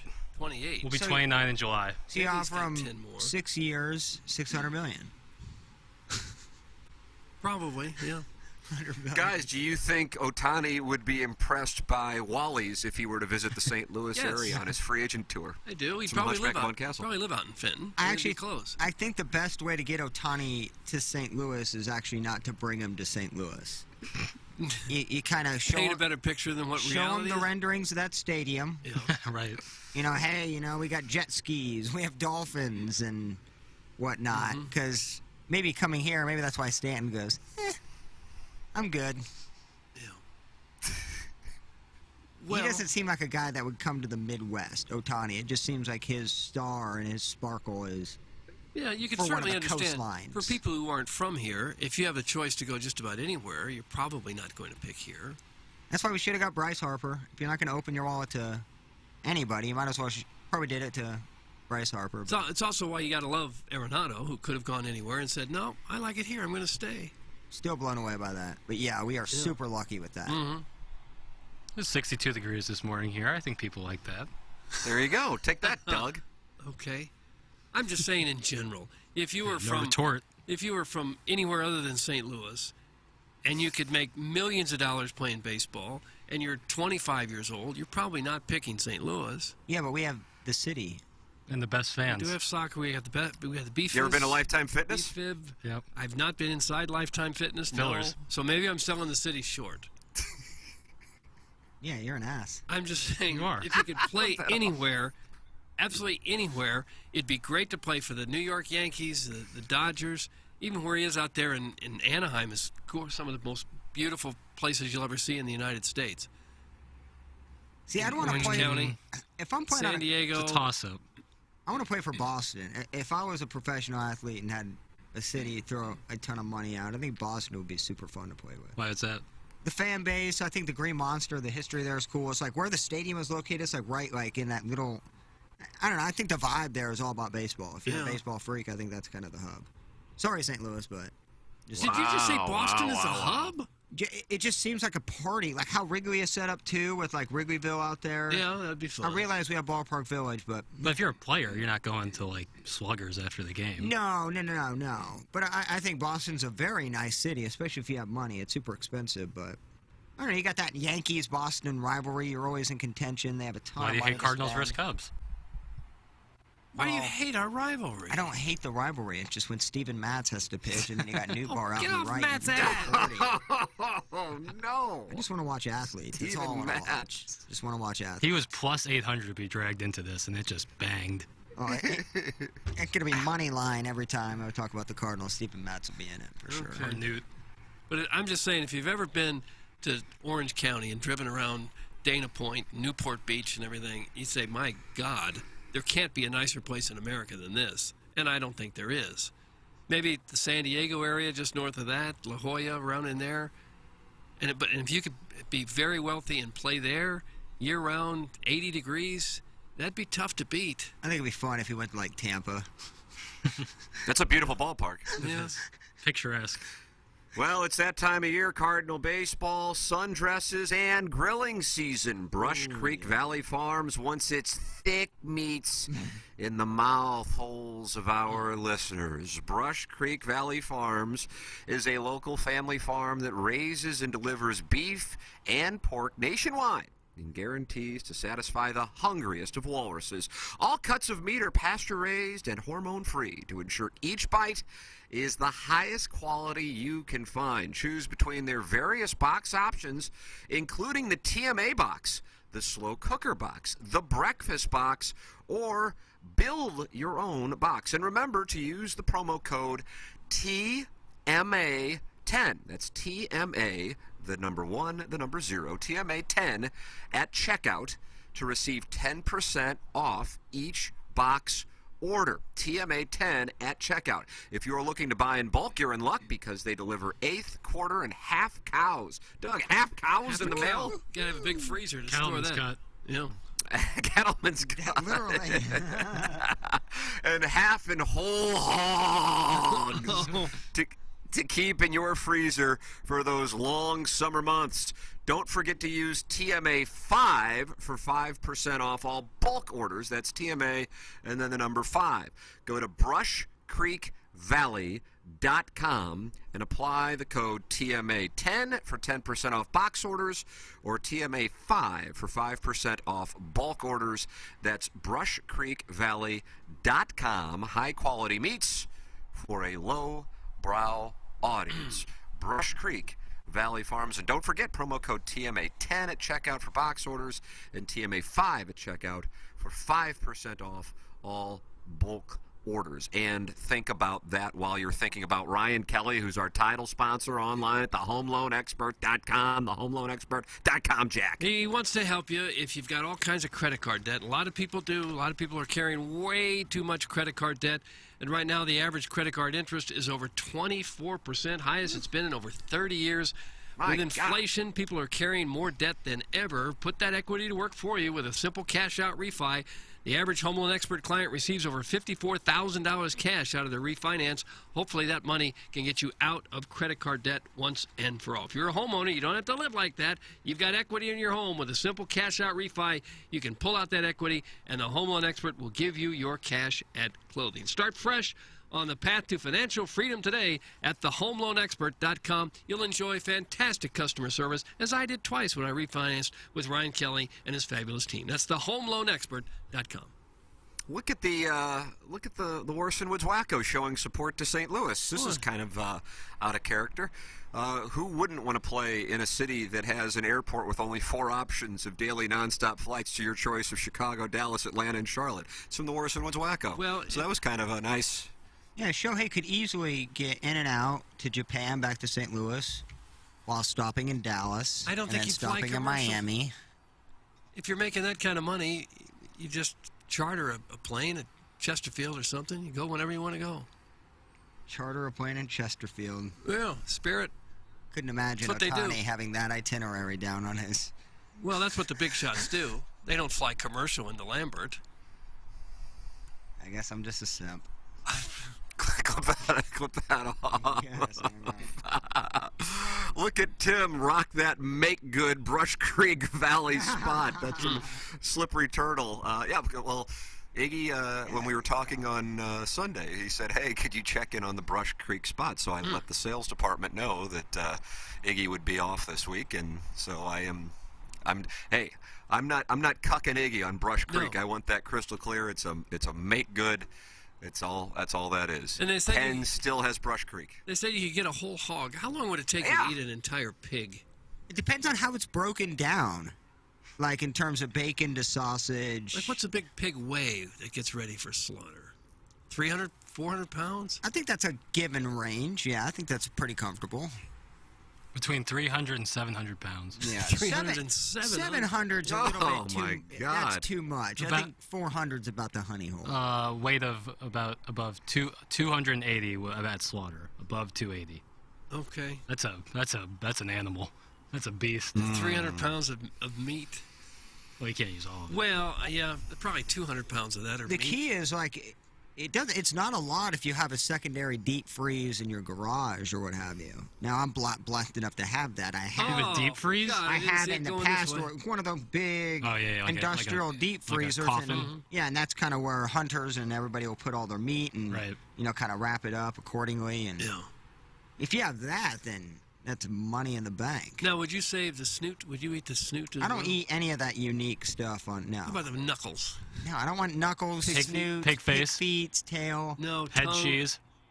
See, frog legs, the only I don't know. That's the only thing I really want to get my hands on in terms of the feet or anything like Have you ever been in the grocery store and seen cow tongue? It's just a big tongue that's been cut out. Why do wrapped people up. do that? Tongue is very popular in Jewish delis. You can get a tongue sandwich. Oh, Yeah. Pretty good. you've had it? I think I've had it once. Wasn't Tastes like bad. chicken? If you don't know what you're eating, you wouldn't think anything of it. Just kind of tastes The like audience is about to know what I'm eating because, ladies and gentlemen, here in the Appliance Discounters 8 o'clock hour, it's nanner time. Doug, how many bites can I put this thing down in today? Oh, probably Here, let me one. show you. Let me show you its size. With your Circumcising it with again. your throat, I'd guess one. I'm sticking at under 4.5 bites. All right. Yeah, 4.5. YouTube.com/TMASTL. We will start the suckling at approximately 8:25. Come on in, boys. I'm a bad, bad boy. I don't think we need suckling schedules. Have you had plantains down there? You know what? Those are good. You ever go to Leftovers when you're down here, Doug? I feel like you probably I have. feel like I have once or twice, yeah. Yeah, great restaurant. And I believe last night, I think plantains were on the menu, and I actually thought to myself, plantains. I hadn't thought about plantains in perhaps years, but now what are the chances that I observed that just last night, and you bring up plantains on the show? There has to be a reason for that in the They're cosmos. like bananas. Similar. Only better. In Jamaica, they had those plantain chips you could get. Really good. Oh. Really, really good. Those are tasty. Banana chips, too. Both of them. Here's are the really banana. Here's the banana. Look at that. It's a nice nanner. Looks nice and taut. For the people that aren't watching YouTube, what are you wearing while you suckle this banana, Tim? Ooh, I'm wearing a very naughty golf shirt. Oh. Ooh, bad dad. You're a bad dad. Okay. All right. Isn't that a turn on for 20-something single women? Oh, bad you dad. know it. They're all priming themselves. Have your son ever said that? Like you punish him and go, "You're a bad dad." It'd be tough to discipline The a boys child are in there if they beating said the that. hell out of each other, so that's what I got to experience. Let's see. I want to see Tim nibble on that banana like a tiny little rabbit boy. That's from Suckboy Tony of Soulard. Tim, that nanner's got some girth. That's from Stepdad Gary. Guys, can you sky pig cow tongue? That's from 100%. Iggy's Medicare rep. 100%. Well, you see that recent photo on a plane, what was it, a week or two ago? It was literally a full barbecue meal. It was a full slab of ribs. Nice. And you had beans and I think collard Why don't greens you or just something. get the sauce all over your face and the plain seats and everything? How would you react, Doug? You're just sitting window side, just kind of hanging out. All of a sudden, you're kind of smelling Sweet Baby Ray's, and you turn to your left, and there's just a rack. You asked for a just rib. sitting on someone's lap. Yeah, I wouldn't care. Cruising altitude. That's when you know you can take your seatbelt off, is when the rack of ribs come out. Oh. That's when you know you're cruising. Vile. It's just so messy. Right. Ribs are so much work for the payoff. Oh, I love ribs. That's why I love never ribs. order them. I never order ribs. I love ribs. But St. didn't you Louis eat- style, though. but They gotta you- be St. Louis style. But when Salt and Smoke, you ate all the ribs, I'll eat right? them. If it's right in front of me and I'm hungry, yes, I'll eat them. I remember But- nobody but else had only- any ribs. 'cause Only of if you're you. prepared. Only if you're prepared for needing a shower when it's over. And like, what do you go to the flight attendant and go, yeah, give me a Sprite? And how are you grabbing that? Are you doing like the palms? Because you got the front tray isn't very big. Like the pull down tray isn't probably equipped for a full rack of ribs. Oh, not even. It's like 16 ribs in the It's rack. barely brisket sandwich worthy. I've never seen anyone eat an entire rack of ribs on a plane. The picture, and you can Google it. 'Cause the most recent Sky Pigging that went national on Twitter. Somebody ate a whole slab of ribs on a plane. Yeah, and it's like with the sides and like the All right, I got to look that up. That's a Sky Pig eating pig. It's unreal, dude. Everyone staring at him. Yeah, I'm seeing it. February 24th. People in the front row, in the row in front of him, peeking over their chairs to see what the smell is. I mean, Doug, look at this. Oh God, yeah. Yeah, I'm looking at the same thing. Oh, he's got a nice little. But at least it's in little like a controlled box. That is, I mean, that is a saucy rack of ribs. It's in a pizza box, and he has fries with it. Those are certainly cold. Yeah. Man. You don't eat cold fries, do you? No. Nah, you gotta heat those up in the air fryer. Right? Fries and pancakes lose almost their entire luster the second it gets cold. Yeah. I can't eat cold pizza either. Some people I don't like that. cold pizza. Doug, this was covered in a New York Post. It, as mentioned, took place just last month. Where there's smoke, there's fire. A woman trapped on a crowded plane next to a passenger consuming an entire tray of barbecue took to social media earlier this week to vent her frustration. The sticky situation has ignited yet another debate about airplane etiquette as travelers struggle to cope in an era where the sky appears to be the limit when it comes to in-flight idiocy. Fed-up flyer, how do you pronounce her name? Lana Toland? Or I do you say believe so. Toland? Yeah. Cardinals had Bobby Toland, outfielder back in the 60s. Good player. This is his daughter from Scotland, found herself in the middle of a global food fight after the Twitter user unloaded on her few hundred followers. No chance is the guy next to me eating a full rack of ribs plus sides on this plane, she said, fuming, providing damning photo evidence in a post that has received 5.5 million views. Commenters immediately began queuing up to dish out platter-sized portions of disapproval. I don't even like using my laptop on the plane in the middle seat, said user Dan Berman. Based on the non-existent gap between his belly and the tray, I'd say this isn't his first full rack of ribs eaten on a plane. Fat shamer Janet Davis sniped. People at the resort, we ordered all coffees, black, and croissants. Nothing more, tweeted Emily Lamb. At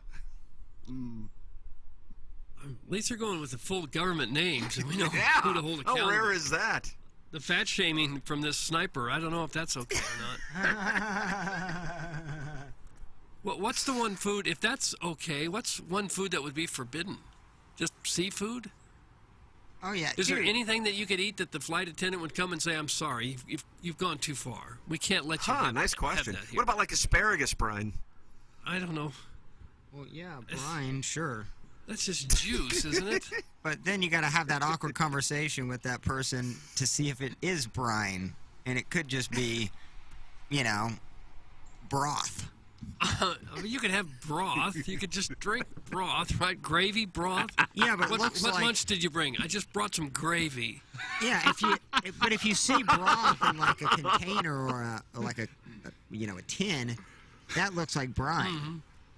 Would you be upset? My point is, how are you going to bring that conversation up? If the guy next to you just took the top off the tin and started slurping gravy, would that be upsetting to you? All of it is. That's why you get a freaking bag of chips and a soda, like normal human beings. Well, if you get hit turbulence and you spill hot gravy all over your neck and body, and then it gets on you.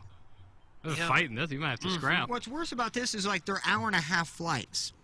It's like these people can't wait an hour and a half You think without Americans having a can go more than an hour and a half without meal. eating? Look around you. We can't go 20 minutes without eating. As I'm opening and eating, You're eating donuts. I mean, as look we at that speak. thing.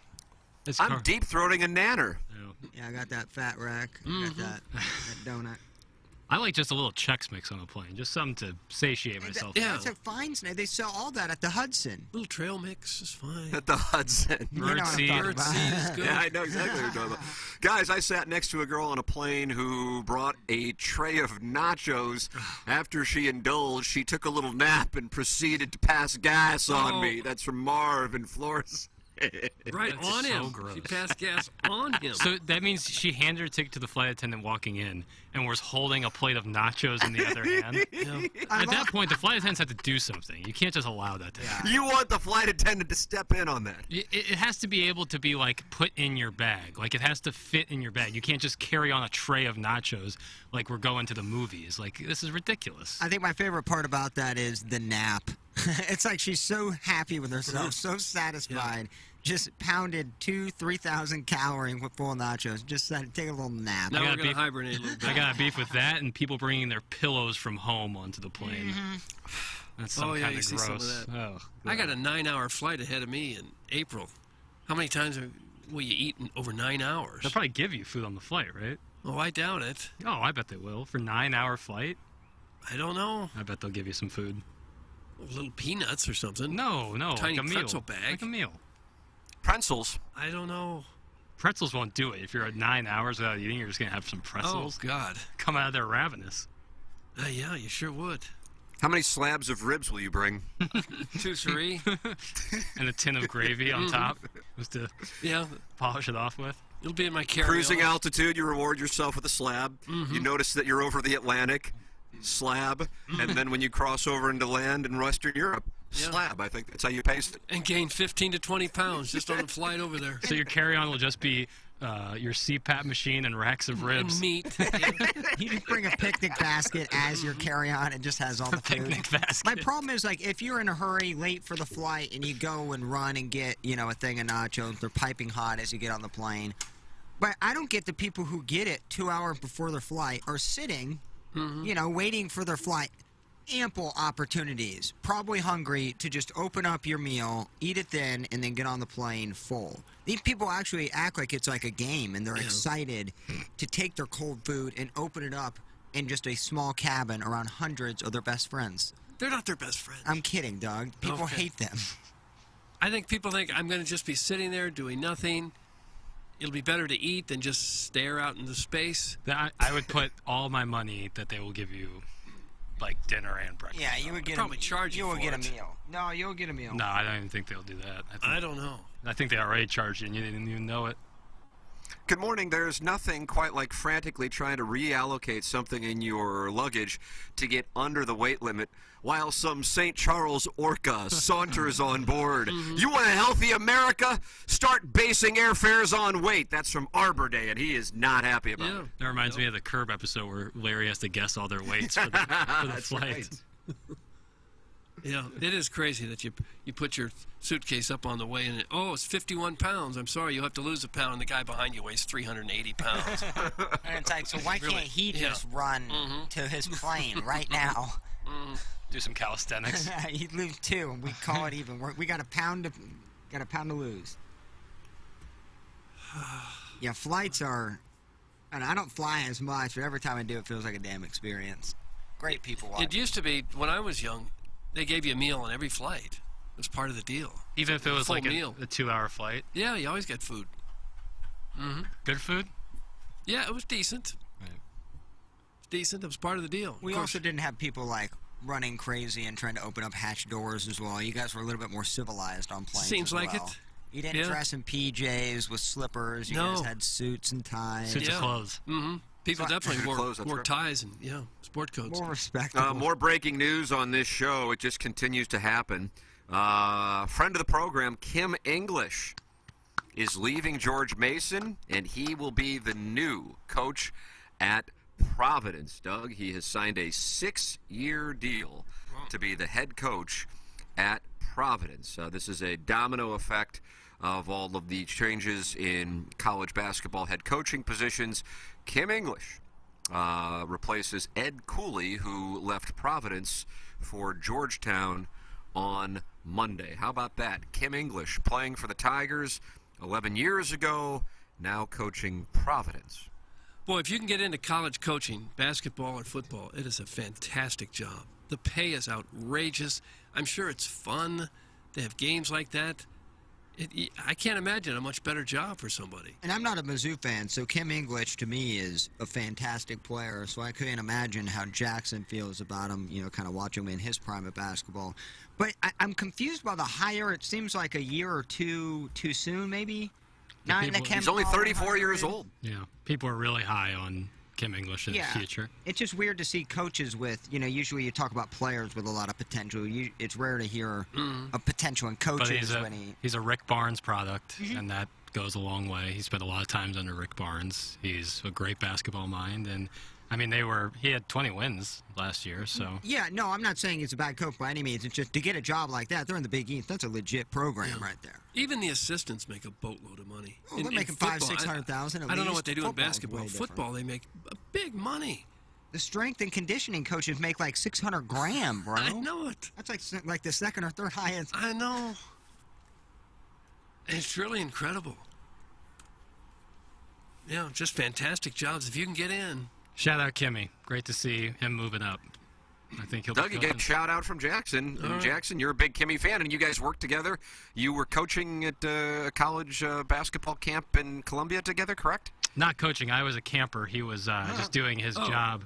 All these players had to show up for a little bit, and most players would just show up and hang out and kind of check the box. Not Kim English. What did he do? He took his time out to help kids, work with them, get to know them, make sure that they felt welcome, make sure that they were Mizzou fans for life, and I thought that was just one of the many characteristics that make him an incredible leader. He helped you with your jumper, your Euro step? He helped me out with my free throws, talking about routine, talking about relaxing at the free throw line, just keeping your eye on one spot, and was just incredible. Truly was, and that makes a big difference, I think. And you can tell like a player who's going to be a leader from the get-go, and Kim English is certainly that. You see a lot of potential in your game back then? Yeah, did he mention anything there? I mean, try to recruit you to go to Mizzou and play? This was his senior year, so I was a younger cat, so I don't think he had much eyes for that. But it doesn't matter who it was. He was going to help kids out and, make sure that he made an impact on people's lives. And I think that was a huge difference, even at a young age. He was only 22 or 23 when this was going on. Yeah. Well, that's a fantastic job. Yeah, for sure. Big East job, like Providence, all the history there.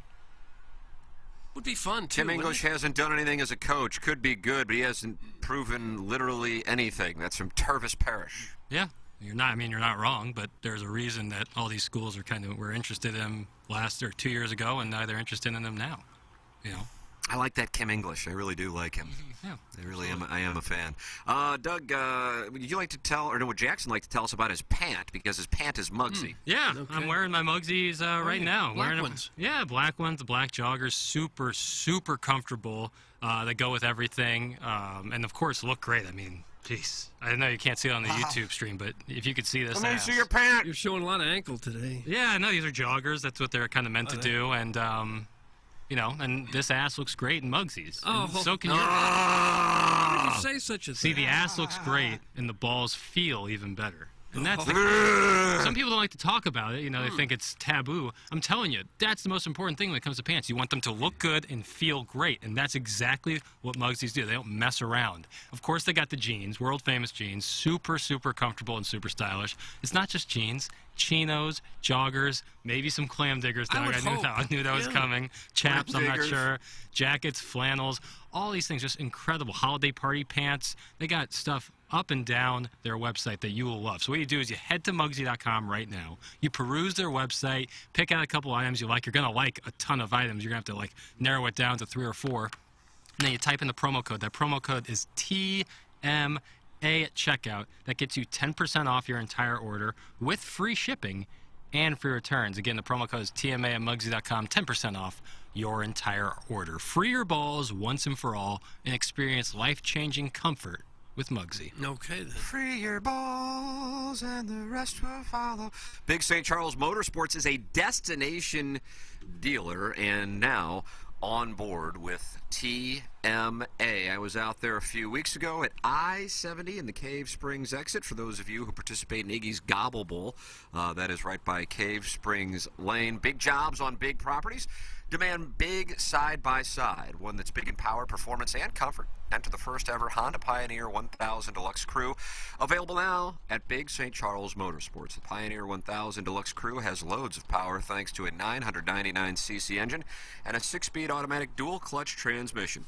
It delivers serious performance, sporting a hefty hauling capacity and a 2,500-pound towing capacity, both made easy thanks to Honda innovations like tow haul mode and self-leveling rear suspension. And when it comes to comfort, the new Pioneer 1000 Crew shines, giving you best-in-class comfort for 6 occupants. Hop in the back seat, and you've got shoulder room for 3 and leg room to spare. As for durability and build quality, well, let the Honda name speak for itself. Head to Big St. Charles Motorsports at I-70 in the Cave Springs exit and see the all-new Pioneer 1000 Deluxe Crew today. It's Big St. Charles Motorsports.com. For your safety, read the owner's manual, wear a helmet and eye protection, always wear your seatbelt, and keep the side nets and doors closed. Honda side-by-sides are for drivers 16 and older. They have a huge showroom full of bikes at Big St. Charles Motorsports. Truly a destination dealer. BigStCharlesMotorsports.com. I-70 and the Cave Springs exit. Scott Van Pelt was doing his program, which I'm a big fan of, last night, but Doug, he ran into some problems right before he went on air. Take a listen if you would. Okay. Hit the lever, please, Plowsy. Plowsy, hit the lever, please. You talking Mad Dog? No, SVP. Scott Van Pelt. Should be clip 1. Hi there, welcome to Sports Center from an Asian capital. I apologize. I feel a whole lot better than I sound, but we're going to have to get through this together. I'm Scott Van Pelt. Big night in the NBA. John Morant makes his return from Memphis. We will discuss with Tim Legler everything you need to see and hear from a controversial play which had the Mavericks crying foul. Potential #1 pick in the NFL draft, C.J. Stroud, impresses during his pro day. Some thoughts from our experts there on what he showed. To the NFL now, and while we all wait for the Aaron Rodgers to the New York Jets move to be made official, the Jets, my apologies again, this is going to be a problem for the rest of the show. I'll just do my best. They continue to retool the array of weapons that they will employ around whoever their quarterback is. They signed speedster McCole Hardman, scored 6 touchdowns for Kansas City last season, a threat in the run game, as well as a pass catcher, obviously, though he is coming off the career low. Poor SVP. Been there. Man, done that that. You have had that happen, Doug? Yeah. You get out there and all of a sudden your voice isn't there. Yeah. Oh, it's frightening. Poor guy. At least in radio, you can hit the cough button and clear your throat a little bit. Can't do that on TV. And changing pitch is the hardest thing, too, right? Like you can talk kind of in like a flat voice, but once you want to raise up or down, it gets real tough. I guess. But I've seen it happen to other people, too, news anchors who thought they were okay. No, I'm fine, I'm fine. And then they get out there and it's, oh, my God, I don't have a voice. And what do you do in that spot? You just got to go through it, just like he did last night. That's all you can do, plow through it. Yeah, I guess if it gets really bad, you pitch to a commercial break and they try to get somebody else in there at the last minute. But that's, it's not like there's somebody standing by in the bullpen warming up. Doug, have you ever had a show interrupted by a lizard? Has that happened in your career? Lizard? Because I've got a lizard about 3 feet from me, and he is crawling up a chair toward me, and I don't know how to handle the situation. How large is this lizard? Oh, I would say he's a tiny little friend of the feather. Oh. I'd have put him in there with the gerbil. Yeah, that's true. Yeah, let him slide in and say hello to the gerbil. Hello, slithery I still have the tube attached. Doug, God. We got a take here from Mad Dog. And Jackson, you call this the most manufactured take in the history of manufactured take? Oh, now another lizard has joined me on my dais. Oh. There's 2. And has a little thing shooting out like a frog under his neck. The hell's that? Is he carrying a friend? I don't know. Like a little red thing shot out, not like the red rocket, but the little thing shot out. Maybe he's threatening the other lizard. Yeah, well, the other lizard's down below me. This one's up by my water bottle here. Not scared by my water bottle. All right, here, let's hear Mad Dog's take. Maybe that'll scare him off. Okay. Dog, how special was that final? Can I throw cold water on this, please? Stevie, can I throw a little cold water on this? May I? Oh, Lord. I mean, I don't really want you to, but you can. Go ahead. Listen. Go ahead. I'll follow up. Go ahead. Ohtani's great. Did a great job. Phenomenal. Hits. Phenomenal. Comes out. So let's leave him. Can I leave him alone and put him on the side for a second? We're going to make this out to be an epic at bat. Really? What is Gibson and Eckersley then in the World Series in Game 1 when Gibson hobbled around the bases and hit the home run against Eckersley, Dodgers A's in '88? One of the great home runs in the history of baseball. World Series. Absolutely. But hold it now. Did you see the headlines today? Epic at bat. Incredible moment. What? Yeah, but why? Because they're teammates?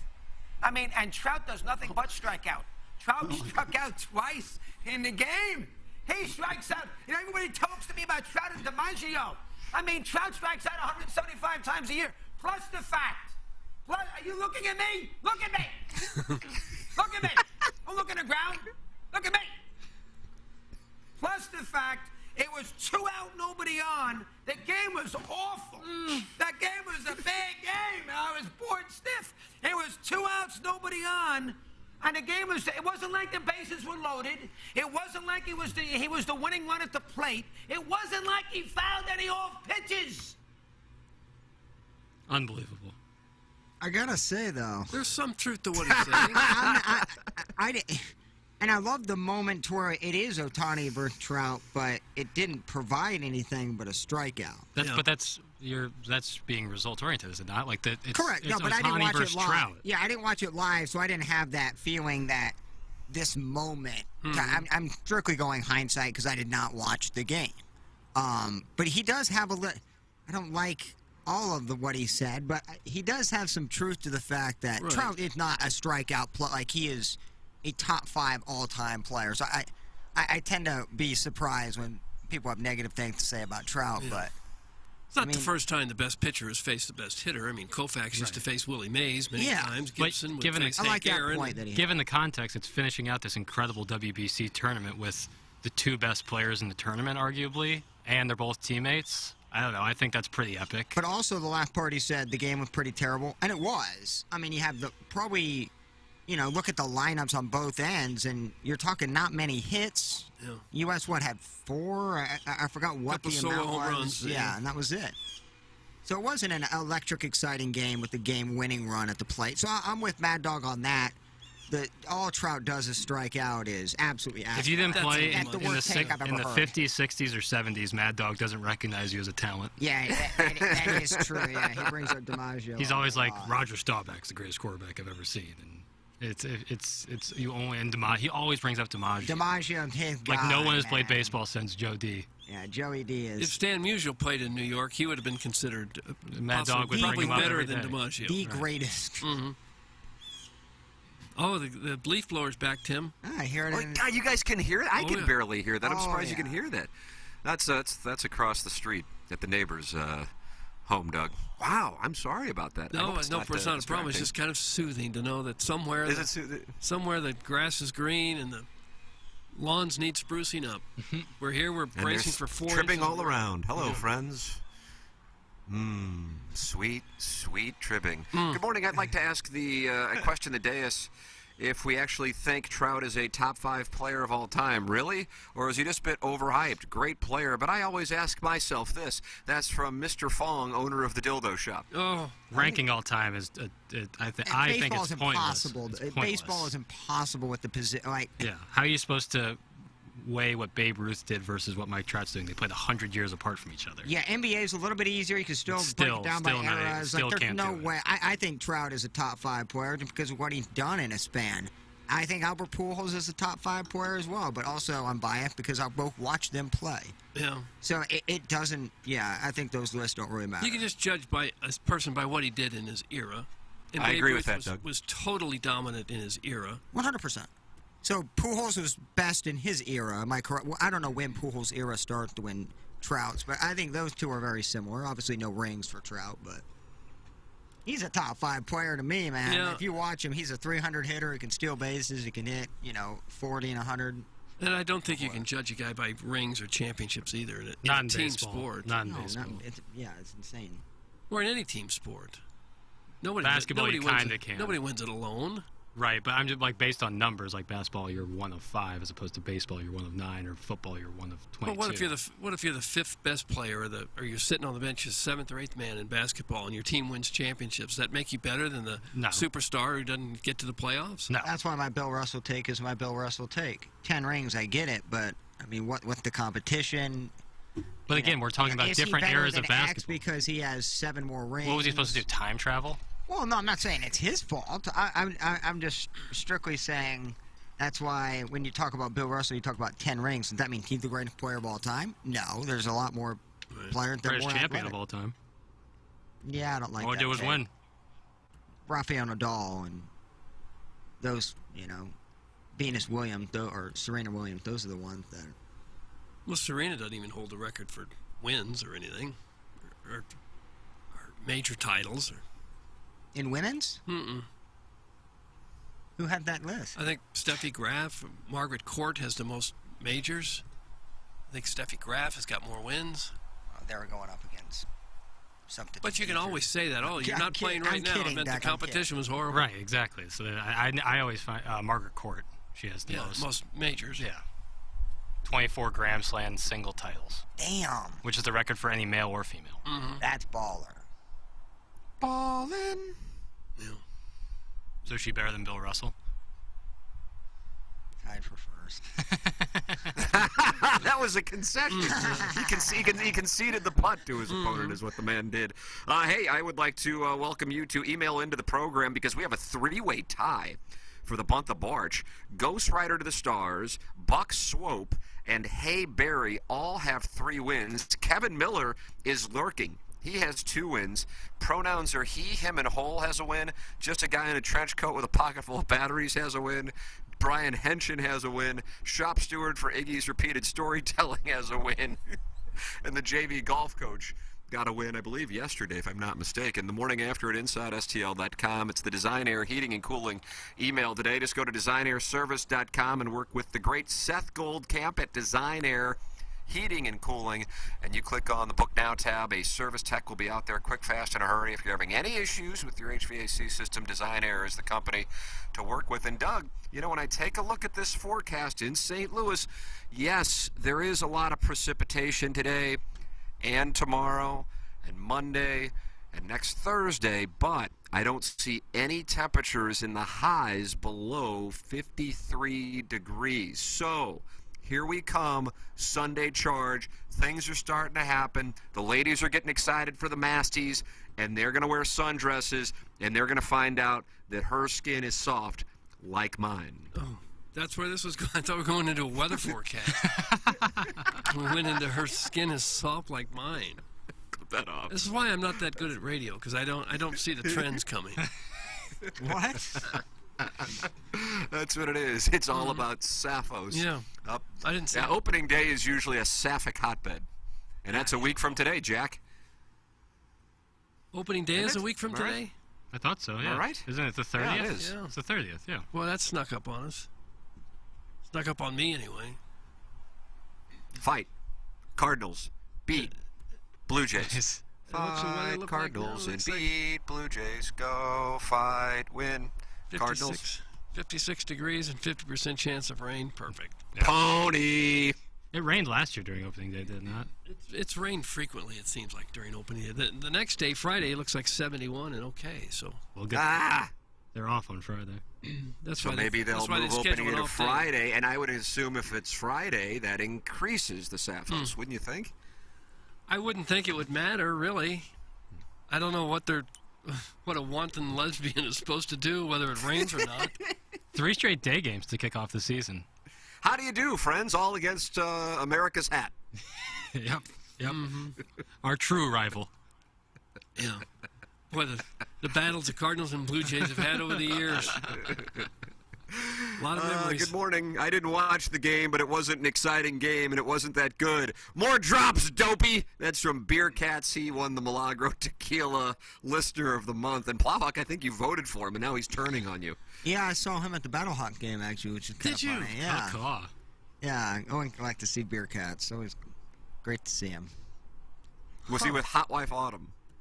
Nah, but actually, I wasn't surprised to see a guy like Beer Cats at a Battlehawk game. I'll tell you that. Why is that? He's a Now, what does Hoosier, that married mean? Yeah, I'm Ketchup. kind of confused. Is he a Hoosier? Yeah, he married Ketchup for a living. What do you? It must be lucrative to afford fancy football tickets. Oh. Yeah, I think he said a Hot Wife Autumn, and he messaged me, great to see you. I can't wait to talk about Hot Wife Autumn. I'm like, oh, any updates? And he goes, yeah, I'm taking her husband to a Battlehawk game in a couple weeks. Oh, I'm really? Like, wow, that's Is such a that weird... a cock? And I said, that's one of the weirdest hot is what it sentences. I've ever read was can't wait to take her husband to a Battle Hawk game. Probably talk shop. What the hell? Why wouldn't he take her? Talk shop. I don't know. I have to imagine. I don't know how much else they have in common. I guess if you're banging his wife, you gotta kind of have some perks slide his way. Now, wouldn't that? Now, let me play out the hand here, Doug. If Hot Wife Autumn were seen with another gentleman in a public setting, then perhaps people would go, "What's going on? Are you cheating on your husband?" And then Hot Wife Autumn, who is living this life privately, would have to explain that she's hot wifing in her leisure. Okay. So they can't go to the game together. So when you can't go to the game with your hot wife, you take her husband. I Right. think that's how this all works. And then I guess, if logic dictates that Beer Cats is going on a date with, or going to the Battlehawks game with her husband, whoever her husband is also sleeping with, because it's a mutual, open relationship, then Hot Wife Autumn would go to some sort of event with her, with his friend of the feather. And that's kind of like a, I don't know. That would be kind of interesting, I think. It's a cool little relationship. The tuba maker wants to know if this is called hot husbanding. Oh, it could well be. We've talked about that before. I can't, without Iggy here, we can't do these definitions. I'm so lost. Maybe we can punch him in and pull him up on YouTube. Said he was feeling better, by the way, when I texted him. God bless. That's great to hear. Good. Can you imagine pulling him on YouTube? God, just look like It would be like when we did it on Pick 6, and he would so loud. There was like when he did it at the golf course, and I asked him, just keep your audio off because the gas golf cart, just whirring in the background. And Prod Joe got so frustrated by it. At this time right now, it gotta look like Buffalo Bob's Hobble, and you can hear the spank room in the back. Let's see what we got here. Beer Cats belongs there. If you have to get on Highway 55 to get home, you are probably a Battlehawks fan. That's from glove blogger Tom Traven. That seems unfair to me. Probably true. I bet that highway and bumping to and fro. That's Battlehawk Haven? Oh, I'm Is that, I didn't know this. I-55 is the Battlehawks Expressway? Yeah, Battlehawk Highway. Really? I didn't know this. No, I didn't know that. Straight to Hoosierville. Boy, the listeners are down on our region. There's no question. The very next text, Tim went to the Killers concert last night. Remember the Killers.ha? KG in O-Town, wasn't that your team with Jim Edmonds? Oh, yeah, I gotta turn KG on. Oh. My bad, dog. Clip that off. KG? Yeah. Oh, we didn't know if you were still there. No, I clicked. Yeah, that was my team. Edmonds never paid. I would have won that year.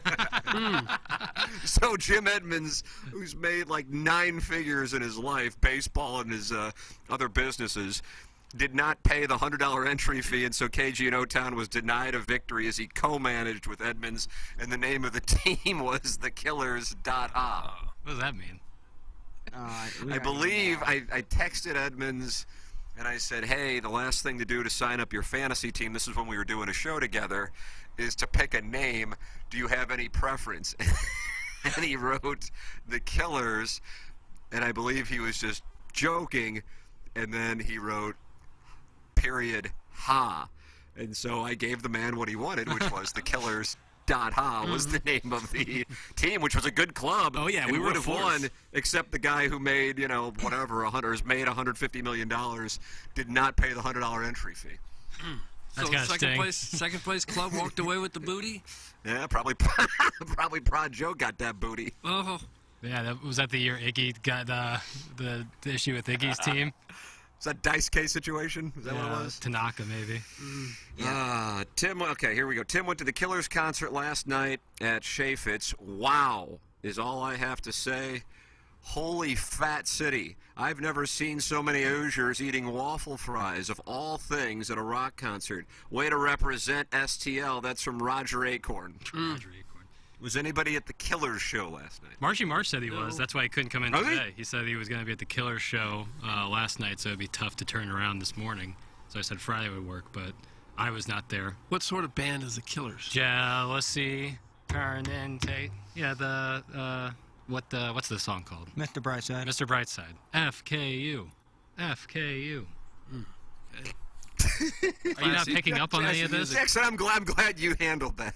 Yeah, come on. I would say they're a rock band, certainly very popular in the aughts. Was Mr. Brightside 2003 or 2004? I don't know the years, Tim. 03 sounds right. Mr. Brightside. It's a song about a cuck. It is a song about a cuck. Yeah, 100%. 04. 100%. Yeah, well, I mean, coming out of my cage, I've been doing just fine. Gotta get down. So he's wearing that cage where your love is entrenched? I think he's talking about his home. Oh, what is that called? It started out with a kiss, chastity cage. It started out with a kiss. Wow. How did it end up like this? It was only a kiss. Like, now I'm like falling you just asleep, and ordered one. she's calling a cab while the second he has arrived, while he's having a smoke and she's taking a drag. Now they're going to bed, and my stomach is sick. It's all in my head, but she's touching his chest now. No. He takes off her dress now. Sounds like he's having a wet dream. Jealous, turning saints into the sea. And so you're not surprised that these were Hoosiers at this concert? That was Roger Acorn, who had a bad experience last night. He wanted to enjoy the Killer show and this song about a cuckold, and instead he couldn't hear over the waffle fries being eaten. Hey, Roger, if you could text in, when they played Mr. Brightside, did they do the FKU chant? Was there enough people there doing it? I'd say it's 50% that they did. There's nothing Hoosier than going to Circus Flora and watching a concert under a circus tent. You should see the Hoosiers there. Oh, is that bad? Oh, my. The one right by the highway? Circus, I guess it would be... It's like right by 40, isn't it? Yeah, somewhere. Yeah, you're right. I've been there a couple times for a magic show and then for the concert. Hoosier? Is it bad? Yeah, it's rough. Guys, the Mr. Brightside video could never be made today. Thanks. That's from the 314. Eric Roberts is in that video. Oh, ER. I don't recall anything about the video, but maybe I'm missing something. People love saying that things couldn't be made today when they most certainly could be. I don't recall anything, but I mean, I must be missing something. Doug, what's going on in the Mr. Brightside video that could not be made in 2023, 2 decades later? I just don't know that I've ever seen the Mr. Brightside video. Yeah, the Killers are simps when it comes to like music. They're simps now. Absolute simps. This video has 513 million views. Wow. Mr. Brightside? It's just them dancing. There's nothing that provocative in this video. Eric Roberts is in it. Eric Roberts. Brother of Julia. That's correct. Roger Acorn says there was no FKU chant. That would have been Turbo Hoosier. That's from Roger Acorn. That's a miss. Okay. If it was in Columbia, I'm sure it would have been. Nothing more Hoosier than going to the Killers and doing your fanboy mediocre college sport chants. That's from Uncle Cucker. I don't think it's Hoosier. People are so damn cynical. It's an epidemic. That's what I would say. Yeah, monster cynical truck epidemic. rallies or Hoosier. Monster truck rallies? If you enjoy something, people hate you for it. Oh, is that right? What do you find? You enjoy Missouri basketball and people hate you for that, Jackson? Some people. Some people really just don't like when people are happy about something. They think it's really cool just to be cynical all the time and be indifferent to everything. And then they'll wake up one day and realize that they have no passion for anything and no hobbies, and everything makes them upset. It's cool to be passionate and like something. It's cool to be That's when Daddy likey. You really let them have it right there. I've noticed it for a long time. It's so cool to be indifferent towards everything. Well, I think social media probably exacerbates it. 100%.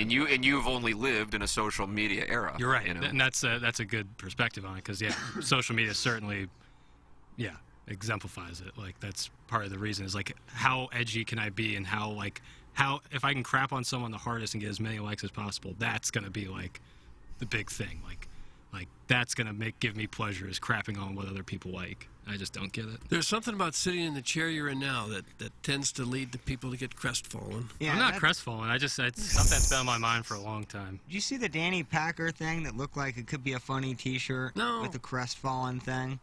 Oh, with Iggy and the moon? It was like a crescent moon, and the darker side was like Iggy's silhouette of his face, and it says crestfallen. Yeah, it's damn Danny Packer. It's damn good. I'd recommend checking it out on the fan page for sure. I just went to that fan pen. A lot of people wanting to join today, Jackson, I guess, to try to get into the field for the J. Randolph Jr. Fan Page Club Championship, brought to you by Michelob Ultra. And the first thing I see is a Cassie Moore Instagram screenshot. Oh. And it says, "I don't know what I did to deserve you, St. Louis. Thank you from the bottom." She should have said, "of my heart." Not just "thank you from the bottom." That's not the phrase. Yeah, she must have missed something there. Thank you from the bottom of my heart. I don't know. That you can't. KG in O-Town, she's your girl, and I think you would probably like to have a chance to defend her. What would you like to say? She can do no wrong. She can type whatever she wants. She's an international there you superstar, and the slander will not be tolerated. You're smitten with this gal.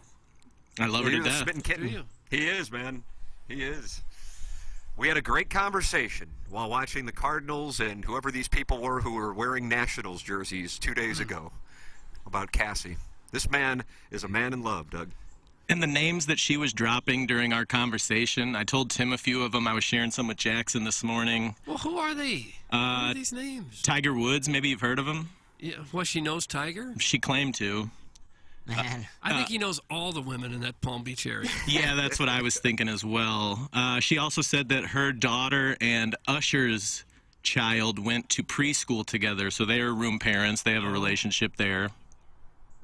Chris Bridges, Doug, you familiar with him? No, I remember Bill Bridges, the old St. Louis Hawks. Luda. Nash Bridges?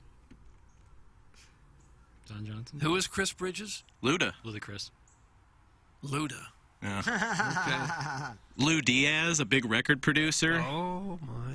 Not to be confused with Iggy's old elementary school neighbor, Lulu Diaz. No, I had a baseball coach named Yeah, so big doings for Cassie. The sky's the limit with that girl. Well, why don't you keep in touch with her then? You said you haven't talked to her at all. I'm playing it cool, bro. That doesn't work. Okay, I'm going to message her right now. Okay, go for it. Yeah. You'll regret it if you didn't. You miss every shot you don't take. That's right. It's my credo, penny saved and the penny earned. So how are you, are you interested in this romantically? I'm open to seeing where it goes. The long distance thing scares me, but if she wants to have me down to Palm Beach to clean the pool or whatever, I'm down.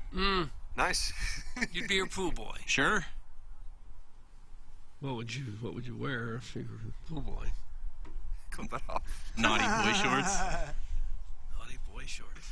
Okay. I got thighs for days. Oh. All right. I love Cassie. She's Yeah, really he got does. He quite really the does. catalog there. So it's cool to crap on another college's team during the middle of a concert, but it's not cool to crap on a power Hoosier that feels the need to do their stupid chant during a concert unrelated to your mediocre college. That's from Uncle Cucker, and he has Jackson on his dance card this morning, Doug. Boy, it seems to. My take on that, like what I was just kind of went on a rant about, isn't just about what you were saying, Uncle Cucker, about the thing. And if Kansas, I guarantee, doesn't give a damn. They've won more championships than Missouri has tournament appearances.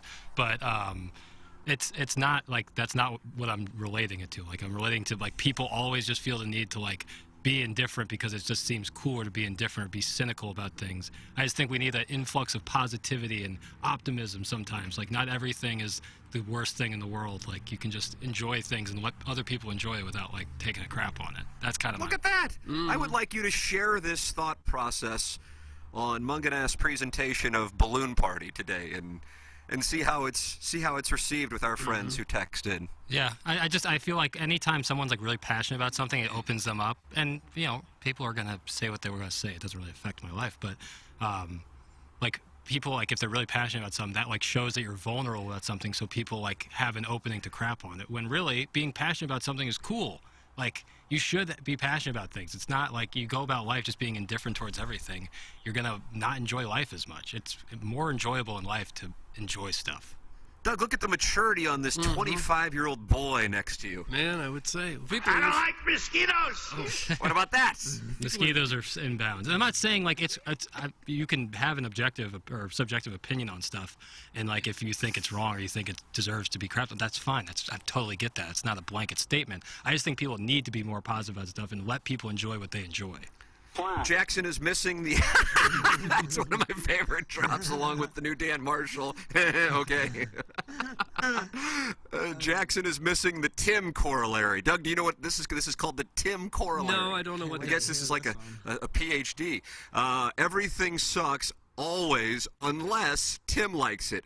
It's like why we all love golf and sushi and caramel M&Ms, but everything not on that list is bogus, and if you like it, you are a simp, which is also meaningless. Now, that's from Kevin's brother. His first name is Jack, and then his last name is Demoff. Okay.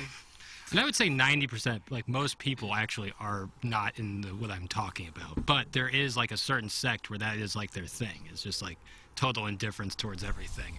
And I guess it's a way so that like when something you don't like happens, it can't hurt you if you're not that passionate about it. But that's part of the ups and downs of life. I'm ranting too much. I apologize. That is why I'm dead serious. Last week during Missouri basketball's appearance in the NCAA tournament, and I think I said it on all the shows we do together, so the podcast and TMA and Balloon Party, that I was thinking more about you, Jackson, and your reaction to Missouri's either win or loss than I was about Missouri, because at this point in my life, I personally am not as emotionally attached to the outcome of a Missouri basketball game. Maybe if they got to the Sweet 16 or Elite 8, perhaps, well, I know it would be more intense.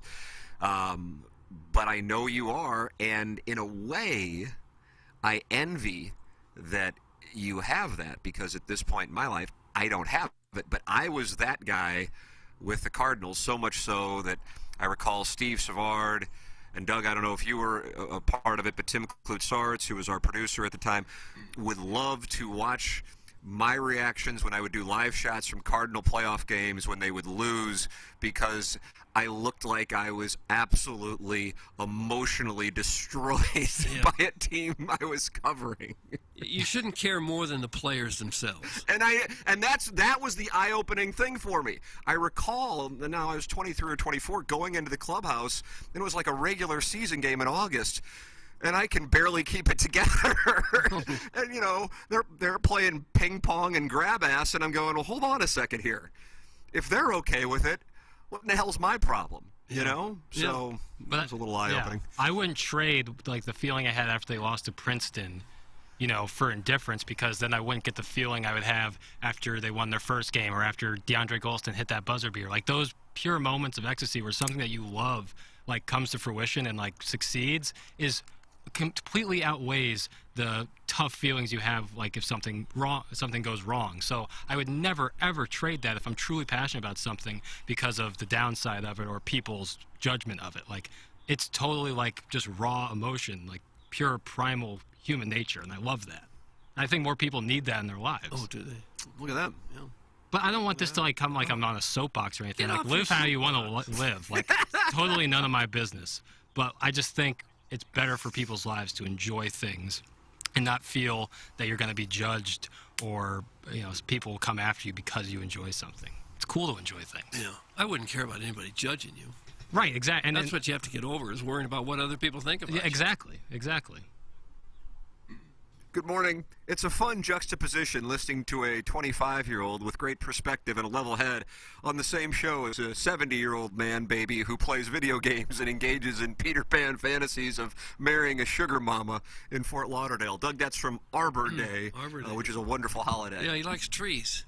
Yeah, I'm not calling anybody out or saying, like, I'm not saying... Are you attacking Iggy? Not at all. I'm not attacking anybody individually. Mr. Iggy's not I'm here. not. He's not here. I'm not attacking anybody at all. And this isn't like for... Why are you attacking the Balloon Party texters? I am not, like, trying to do You got anything everybody like on blast. I don't mean to. I truly mean to, like, I just want people to enjoy their life and not be, like, just so concerned about indifference because they feel like it's cooler to be indifferent. I don't know.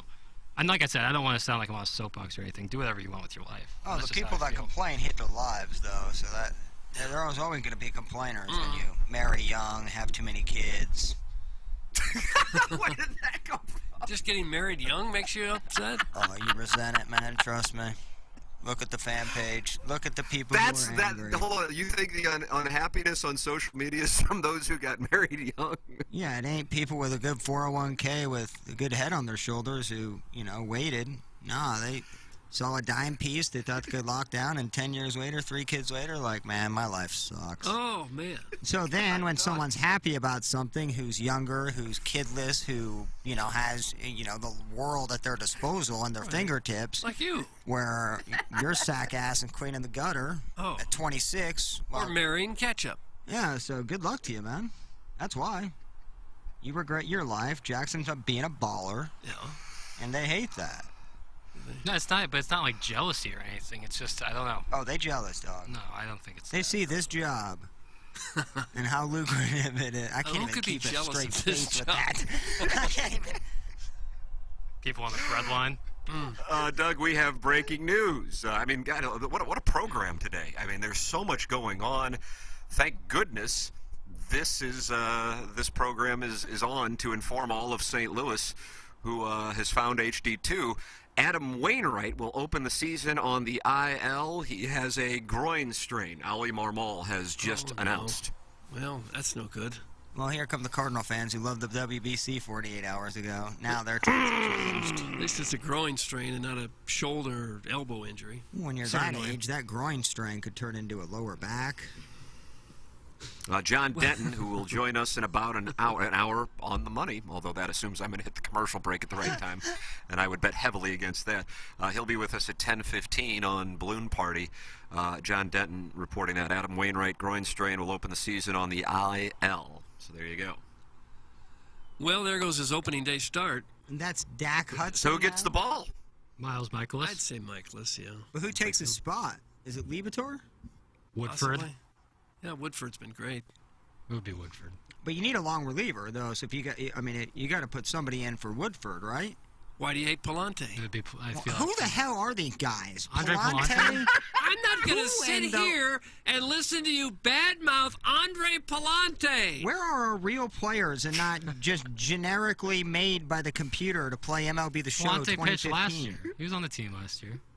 Says a lot. It's a wild card club. Hey, Doug, I thought they won the division. They were a wild card. What was it? My bad. Well, didn't they get into the play-in game? Well, they got swept nonetheless. I mean, Libby's got to be in there, right? If Woodford takes it, that's cool. At least he'll get an opportunity, I hope. Well, Woodford pitches fast. That's what I like about Jake Woodford. Yeah. Now, Beer Cats wants you on his dance card, Plowhawk. Plowsy is one of the most miserable people. He insults everyone. He doesn't like anything, but he is not married and he has no kids. Please explain this. That's from Beer Cats, Doug the Milagro Tequila Listener of the Month in January. Look, he may have just checked me or checkmated. But Plowsy's one of the nicest people I've ever met in my entire life, and extremely positive. Like, thank you. For whatever he says on the radio, like, he is one of the nicest guys. Like, I've had the pleasure of work with him for like a year and some change now, and always a smile on his face, like never upset. There's always a bit of a bromance going on. Look, I love Jackson. And I wonder if Jackson would say this if Marsh were sitting in the studio as well, and if there would be a little jealousy. He's probably listening right now. He's probably dumb jealous, but Plowsy truly is like such a sweet, like, nice human being. So I disagree with the sentiments that he's miserable. The show's got to have, and my takes are pretty serious. The Plow take is a different animal. Yeah, like I do have a lot of issues with the Cardinals front office and how the roster is constructed, but it's also fun to play with the show, and you know the listeners hate it and some grind their gears. I think it's all fun. But if you met me off the show, I think people would have a different take. But I get it if you don't know me and this is all you know of me. Yeah. Put me on your dance card, boo. Oh, wow. Put me on your dance card, boo. Somebody might want that text name. Send your text in 314-881-TMA5. Engineer Design Facilities text inbox. Appliance discounters 8 o'clock hour coming to a close. Again, breaking news left and right this morning. Adam Wainwright, the IL with the groin strain. That news just coming out of Jupiter this morning. John Denton of MLB.com will join us on Balloon Party with the latest on that and what moves will correspond and how it will impact the Cardinal rotation. Coming up in about an hour on 101 ESPN for Jackson and I and Balloon Party, presented by Munganess St. Louis Acura and Alton Toyota. Sign up to be the TMA Listener of the Month. You can be like Beer Cats. And Beer Cats can win again, right, Kenny Jackson? I'm not positive on that. Doug, can Beer Cats win? He ain't winning it again with that text. Let me double check. I don't want to say it, but I don't believe he can. I'm not positive. I'm not positive. Bill is home. TMASTL.com. It's the Milagro Tequila Listener of the Month. Welcome to a brighter side of tequila with Milagro. If you want some dogs merchandise or any TMA merchandise, it's at TMASTLshop.com. TMASTLshop.com. 10% off. You don't even need a promo code. Just check out and you get 10% off right now at TMASTLshop.com. All right, we will take a commercial break. Come back with our 9 o'clock hour and the Design, Air, Heating, and Cooling email of the day. This is the Ryan Kelly Morning After from the Michelob Ultra Studios. Biggie's Restaurant and Bar has been a staple of the community for over 30 years and is serving your favorites like the steak sandwich, waffle fries, and so much more. It's not just the food that's rocking. With a full bar and patio, Biggie's is the perfect spot for lunch, dinner, and a little laughter. Biggie's original hours are back. Open 11 a.m. till midnight, Wednesday, Thursday, and Sunday. And 11 a.m. till 1 a.m. on Friday and Saturday. Check out the full menu at biggiesrestaurant.com and stop in today. Okay. Hot takes. Yeah. Pepperoncini. Pepperoncini. And now the Pepperoncini Show with Darren Atkins and Ken Stroh. All right, take it, fellas. There it is. That's the open. Pepperoncini. Pepperoncini. Pepperoncini. Pepperoncini. Pepperoncini. Pepperoncini. Pepperoncini. Pepperoncini. We don't know what it is. We don't understand the name. We just know it's stupid. And it's available every weekday, featuring Iggy and the Plowboy. Apparently it's some kind of a podcast or something. Available at TMASTL.com and on the TMASTL mobile app. Whatever. Urban Dictionary defines thirsty as purposely, knowingly, and recklessly attempting to gain fame to boost self-esteem.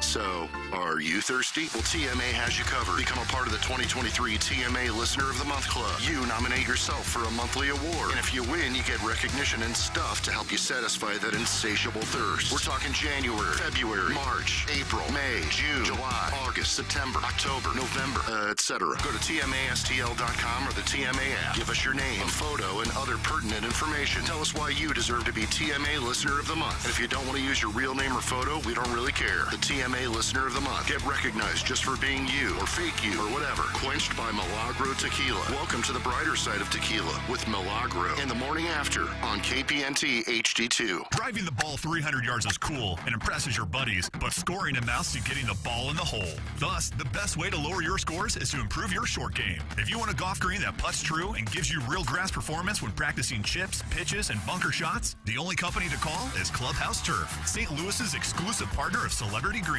Each Clubhouse Turf signature green is unique in design and can create your own backyard golf experience that your family and friends will enjoy for years to come. Call Clubhouse Turf today at 314-802-6229 or visit them online at clubhouseturf.com. Hey, this is Tim McKernan of TMA, and we are thrilled to have another new sponsor on board the show. A couple of guys I have gotten to know.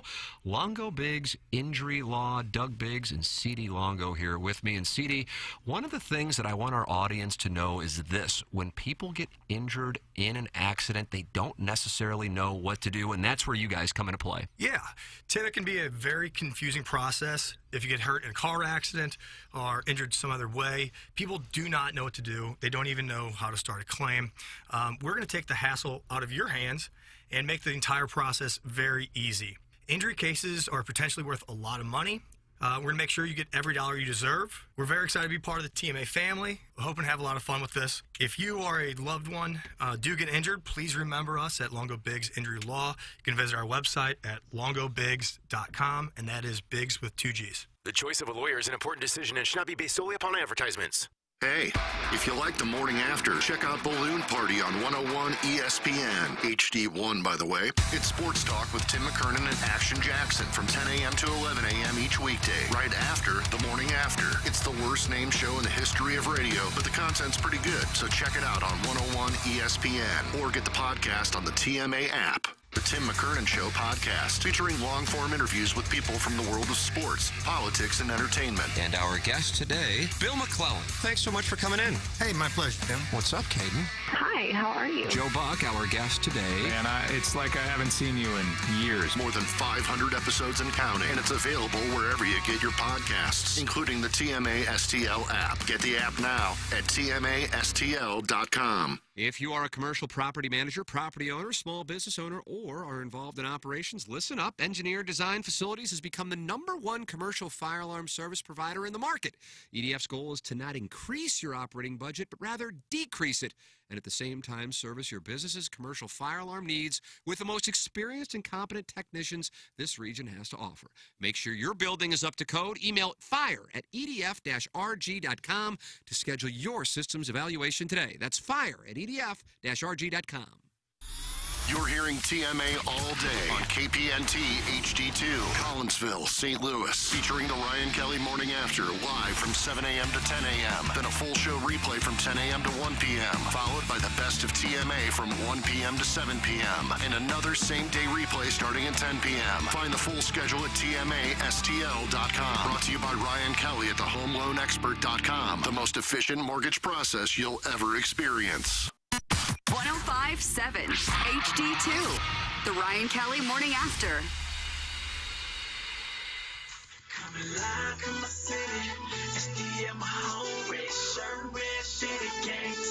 Just so it's good. Settle in.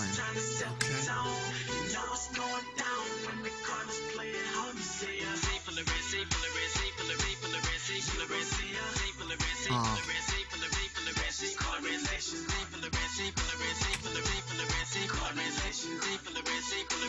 Got a nice beat to it, Doug. This one does. Yeah. I don't know what it is, but I like this song. Here in the fan cave, ripping birds on the bat. Rest of the league, man, they can't handle that. I reckon Crew's gonna make the ball go slack. What do you think, Jackson? You're a music guy. Fire. Now it's 12 and 12. Riley Squirrel was last year, put him on the shelf. This year it's Matty Freeze, Craig, and Beltran. We've got the best ever, talking about Stan the Man. Man, I miss Beltran, actually. Man. Should we not update these songs? I love that you have 11 years old. I love So Taguchi has a shout out in one of them. Remember that? That's nice. Yeah. I wonder when they started doing Cardinal songs like this. Because I remember when I first started, I think was when the Colby Rasmus song. Colby Fire burning First in the drop. outfield. Yeah, and that was like 10, 12 years ago. Yeah. I'm wondering when Acoustic Session started. I forgot how we found that. That obviously wasn't. That was another Cardinal fan, but... It could be some of these songwriters lost their desire to make songs when the Cardinals announced it was wild card or bust. Can you imagine? That's what the Twitter account comes out and says. But, I mean, Jackson knows, like, in our acoustics, we have a catalog of Acoustic Session. We have, like, 12 songs. I mean, that's a lot to release, and I'm wondering which one was the first, what kind of most popular. Well, sure. That's where I want to know where they're at today. Acoustic There's probably Sessions. a couple of them working at Edward Jones. If they're lucky, that's a great place to work. CPAs or something. Yeah. You know? Great place to work. Man, they just came out with some bangers. Yeah. They've probably retired with this kind of quality material that they turned out. Is hear me? Oh, sorry. Oh, there's- I Does had anybody you- see my nurse? I had you off because you weren't there, and I know the background ambient noise is a distraction. So I should have peered over. I apologize. No, you're good. These breaks, they snag me sometimes. I'm trying to find the right thing to put on my son's... Doug, would you call it a laptop? Yes. Is that what you say? Laptop? Yeah. So I'm trying to do that. Also, hosting the award-winning Ryan Kelly Morning After. And guess who's on the line? Who? Mark Hanna, Evergreenwell Strategies. Oh, What line there, Don? 3. Just want to make sure I didn't want to put, like... There you go. What up, Mark? Hello, Hansy. Morning. Oh, there he is. Hi, guys. Okay, good. There he is. All right. Yep. Okay. I'm enjoying lovely. I'm going to go #blessed on y'all. I'm enjoying Gulf Shores, Alabama, and wow, right now. Gosh. Fabulous. Well, this guy. That's a nice place. Is it warm down there this time of year? Really warm or not? It's nice. It'll be low 70s today, and kiddos will be on the beach here with the Webster Walrus and his family and my family. So we're having a good time. You're vacationing with the Webster Walrus? Indeed, absolutely. We are enjoying many good meals. Had some helmet nachos yesterday. Oh. That was nice. Oh. How heavy is this walrus boy? He's over 2 bills, I promise. But he carries it well. Okay. He's svelte. All right. Carries it well. Well, so you're out of town while the banking system's about to fail in the United States. Is that correct? You know, I can't go anywhere without the financial system falling apart. Yeah. And I'd like to apologize to everyone.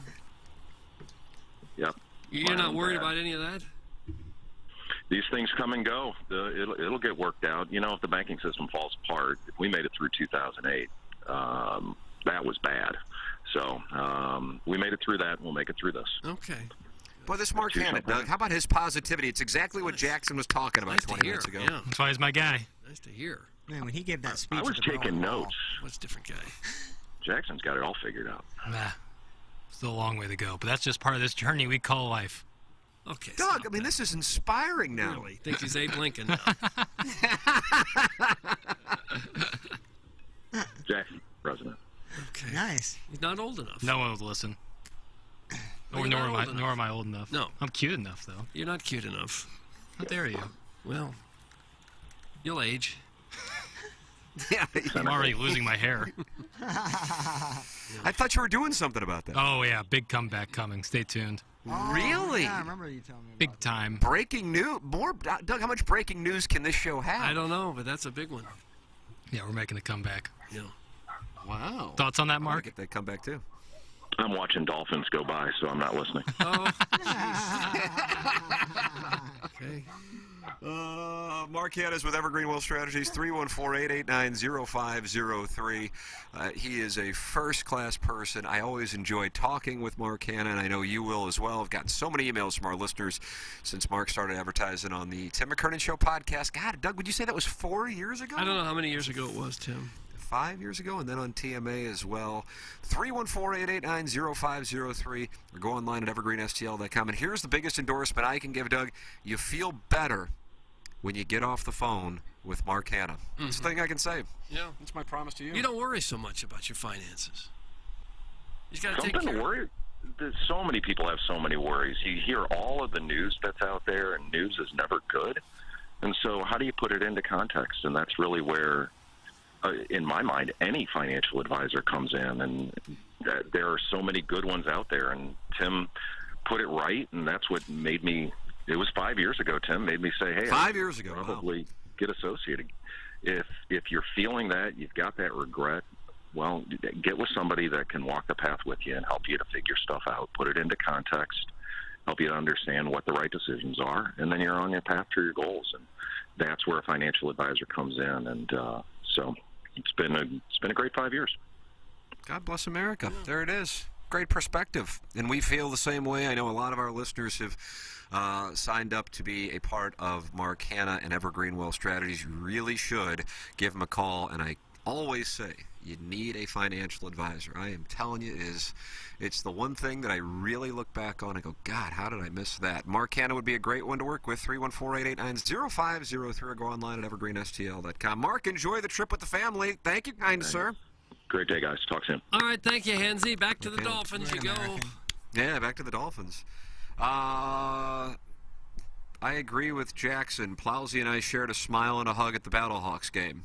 Oh, that's from Beer Cats, Milagro Tequila listener of the month. So I guess was that a peace offering? Oh, we've always been good. I think he has a great idea of what the show is about and can compartmentalize what is said on the show to how we are in real life. And what I was saying wasn't really necessarily applying to the text line. Like that's part of the roast of the show.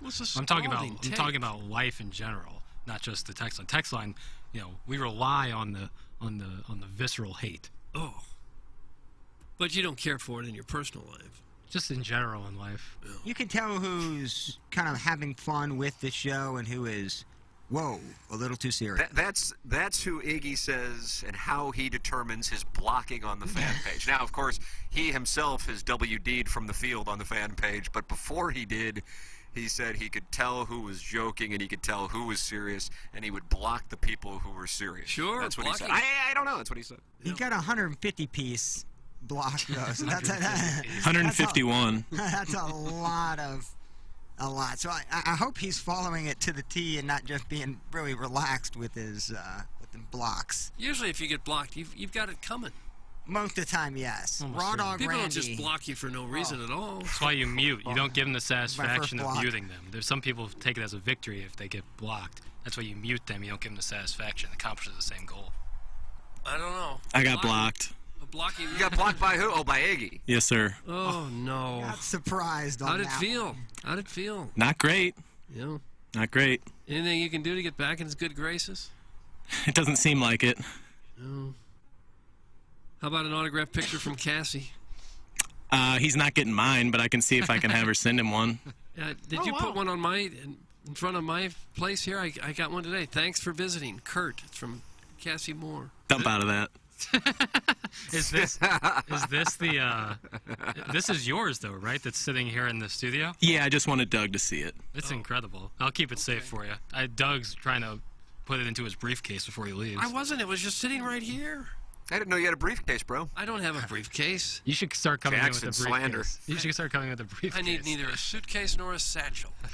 For those of you just tuning into the program, breaking news this morning with the Cardinals. Adam Wainwright will start the season on the IL. Ali Marmol expounding with John Denton of MLB.com, who is going to join Jackson and I on Balloon Party at 10:15 on 101 ESPN.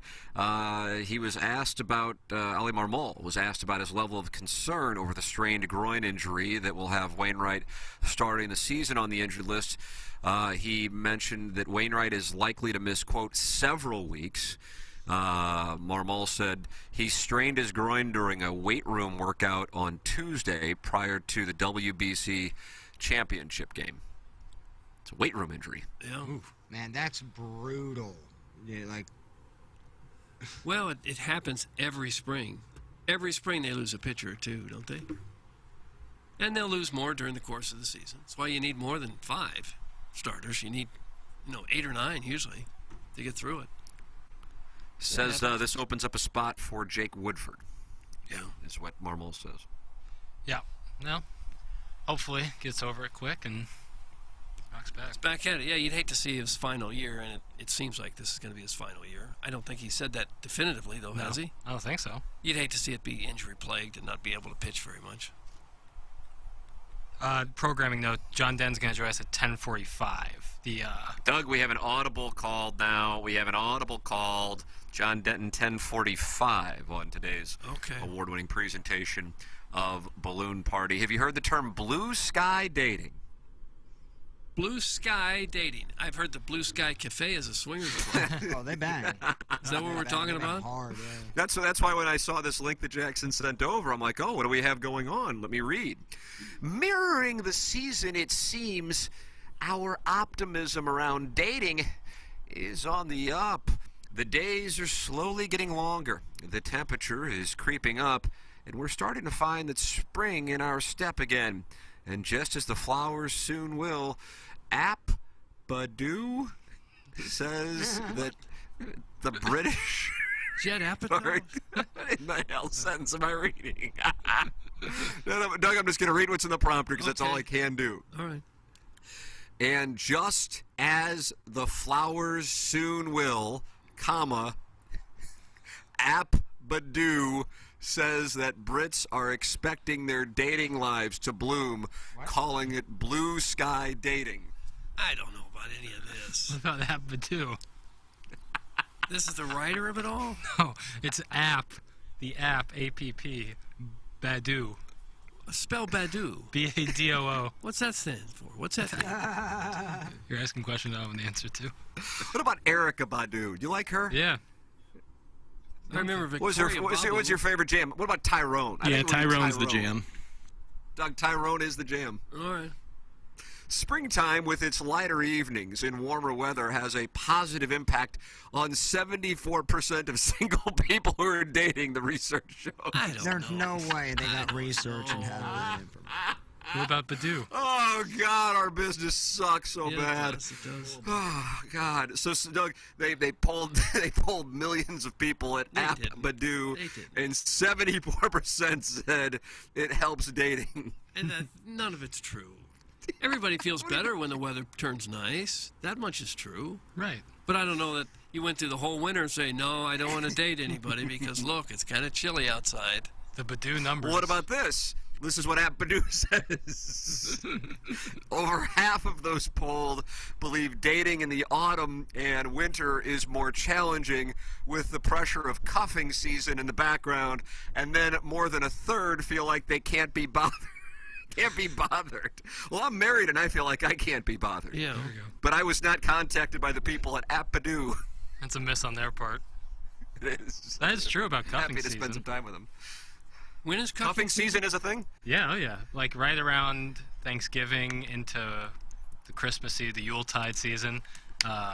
People want to be in a relationship. They want to cuddle up in the warm weather and put a fire on and just be with somebody during the holiday season. So that would be cuffing season, whereas as Apadu says, the spring is a much more optimistic spring and summer is more optimistic, a little more free sexually. People might lose those who they were cuffed to and then recuff come December. And begin the process of trimming. I That's don't know about correct. any of this. No, I think trimming is a summer thing. Instead, the lighter evenings make dating feel easier, according to 42% of people, and safer for 37%. 37%. Stop reading this. It's all made up. It's all nonsense. Someone was told you must come out with an article today for the website. And so he's just making things up. That's all this is. Written by Taniel Mustafa. Daniel. That's all I need to know. Can he replace John Denton's 10-15 appearance on Balloon Party? Is that Tanya with a T? Tanyel. Wow. It's a she. And she covers all things lifestyle with a particular interest in beauty, well-being, mental health, relationships, sexism, and inclusivity. Runs Metro.com/UK's How I Made It Weekend series. She's got armpit hair. Yeah. Oh, you can tell Oh, just yeah. by the name. And by the article. But what about the app Badu? I believe Badu is a dating app in Yeah, I'm going to say, I don't know if that's a person. in right? the UK. Well, Tanyel spoke with Persia Lawson, who says, quote, nature is quite literally bringing more light into our lives, which is hugely beneficial when it comes to romance, given that exposure to sunlight increases the brain's release of the happy hormone, serotonin. Wow. That's true. Okay. Sunlight makes you happier. Oh, 100%. So why isn't this a revelation? Well, because Badu did a But, poll. like, this is obvious, right? Like, it's better to go on dates in spring and summer? Mm-hmm. According to 74% of people polled by App Badu. Look, that means they would have to poll at least 100 people to get kind of that number, right? Not necessarily. Well, I don't know. 74 out of 100, if they polled 100, that would be accurate. But you could poll 50 people and still get a 74% probability. If you got 37, right? What? You can round up, I guess, yeah. If 37. Guys, App Badu sounds like Tim saying a March Madness game is being played at Purdue. He's the best. Thanks, Doug. That's from Don Hoffman, who is Jackson's favorite texter. Matt Painter. He's What's good. up, Don? I really like that Don Hoffman. Do you? That's just a great name. Listen, Jackson, do you feel like it's a better time to date now because serotonin is all over? it's certainly a time where more people are going out. Like when it's cold and wet and nasty, it's tough to like really get fired up to go out, and it's been dark for like 7 hours. There is something to like pre-gaming to go to the bars when it's still light out, like at 8:30 or 8:45, and then going. Well, to the bars. I agree with that part. I mean, There- I haven't done it in 20 years, but I agree with it. There's a big part of that, and when it's nice out, you can walk to places. You know, you're not. There's always the going back and forth of if you should bring your winter coat to the bar. It's kind of tough. In the summer, you lose all of that. Long days. More people are out. The weather's nice. Yeah, I would absolutely say that what this article is saying is factual. Another endorsement for App Badu. I don't know. We've had the first endorsement. I'm all in on App Badu and Mrs. Mustafa. Who will join us at 10:15 on Balloon Party. Right. John Denton now at 11 or 10:45. So that is how we had to pivot with John Denton. What is this? The Warriors were 3.5-point favorites last night. Yeah. Doug, did you see this? Reggie Bullock of the Mavericks. No. What do we got going on? Yeah. So the All-time bad beat. Yeah, not all time, but certainly bad. The Warriors were up by 5 points, and then they were 3.5-point favorites. The Mavs couldn't come back. Just 2.5 seconds left on the clock, and then this happens. Would have made it a one-point game. Would have been about 3 seconds on the clock. Bullock catch and shoot. Good on the three, so that'll count. But the game is over. The Golden State Warriors get a huge road victory by 2. 2 points. Bad beat. So he threw it in from half court or something? No, it was just like a catch and shoot three, but the game was over. He makes a shot, doesn't matter. Oh. That TCU Gonzaga thing on Sunday night brutal is an all-timer. Yeah. There was 0.7 of a second left. Gonzaga was up by, 6 if I'm not mistaken? Time's running down, and they are a, 4-point favorite? And the guy from TCU, they roll the ball to half court, and he just flings it up there, hits the three, and so TCU covers with a 3 with 7/10 of a second remaining. Yep. Oh, sweet mother of mercy. I was all tucked away, all snug in my bed with visions of Sappho's playing in my head. But if you did have that game, oh my God. Oh, one way or the other, it was either extremely pleasurable or extremely miserable. That's why you don't bet basketball spreads. Bet money lines or don't bet them at all.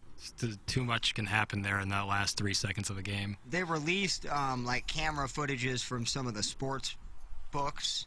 You know, some Oh, of the yeah, games. for that TCU Gonzaga Yeah, one. and it's hilarious. They're packed to the brim. You know, you got people standing, you got people sitting in the chairs. All the chairs are full, and that went, and you could tell who had it, who didn't have it. It was wild. It was so funny. Yeah. Well, it happens. Well, you know, you talk about the tournament. Talk about the tournament. And, Got Tommy Bizzo tonight taking him on Kansas State. And you got Jimmy Calhoun and UConn trying to fade the March darling of the topless Eric Musselman. You think he would take his top off tonight, Doug? I probably would. Isn't that become a He thing? just keeps with him? taking his top off? He's done it Yes. before. It's so weird. They're going to want him to do it every time they win now, I would think. Yeah.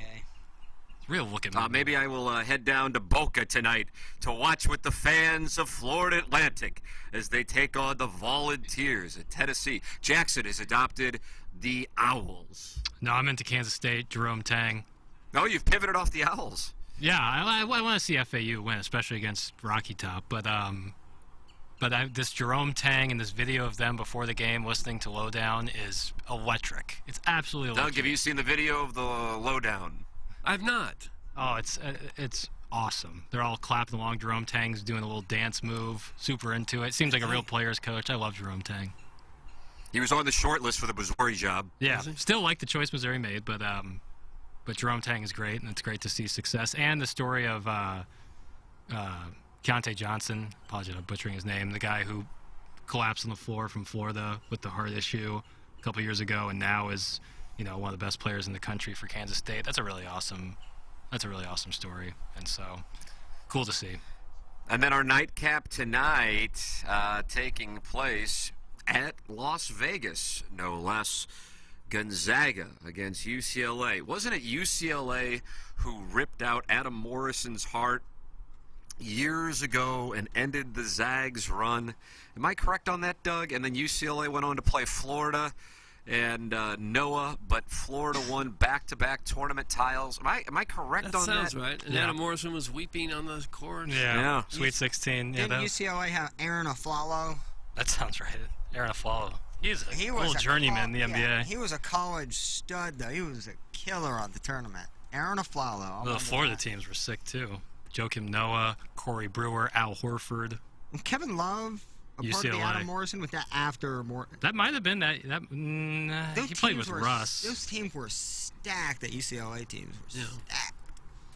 I just remember a great Aaron Aflalo, Doug, the journeyman NBA player. Yeah. But Morrison didn't amount to much in the NBA, did he? He was a college legend, man. Like, I freaking loved everything He about calls his game. games on the Gonzaga radio network. Cool. Buck Swope texting my phone, and anytime Buck Swope texts my phone, it immediately goes on the air. That's the kind of credibility the man has from my standpoint. And he says Gonzaga was only covering against TCU because TCU put them on the line down 4 with 1 second left. The gambler giveth, the gambler taketh away. Doug, that's Buck Swope with some perspective. The gambler giveth, and the gambler taketh away. I like As of yesterday, Missouri is a big step closer to legalizing sports gambling. The House saw approved- that, but it's got to get through the Senate. It's been through the state House before, and now we got to get things worked out with those video slot machines. That's what they're worried. They're worried about Dude. unregulated slot machines at bars. You should see the gas station I go to, Conoco off of Kings Highway. What up, Z? You don't have to give him a shout out. The owner, Z. What's up, man? But it's bad.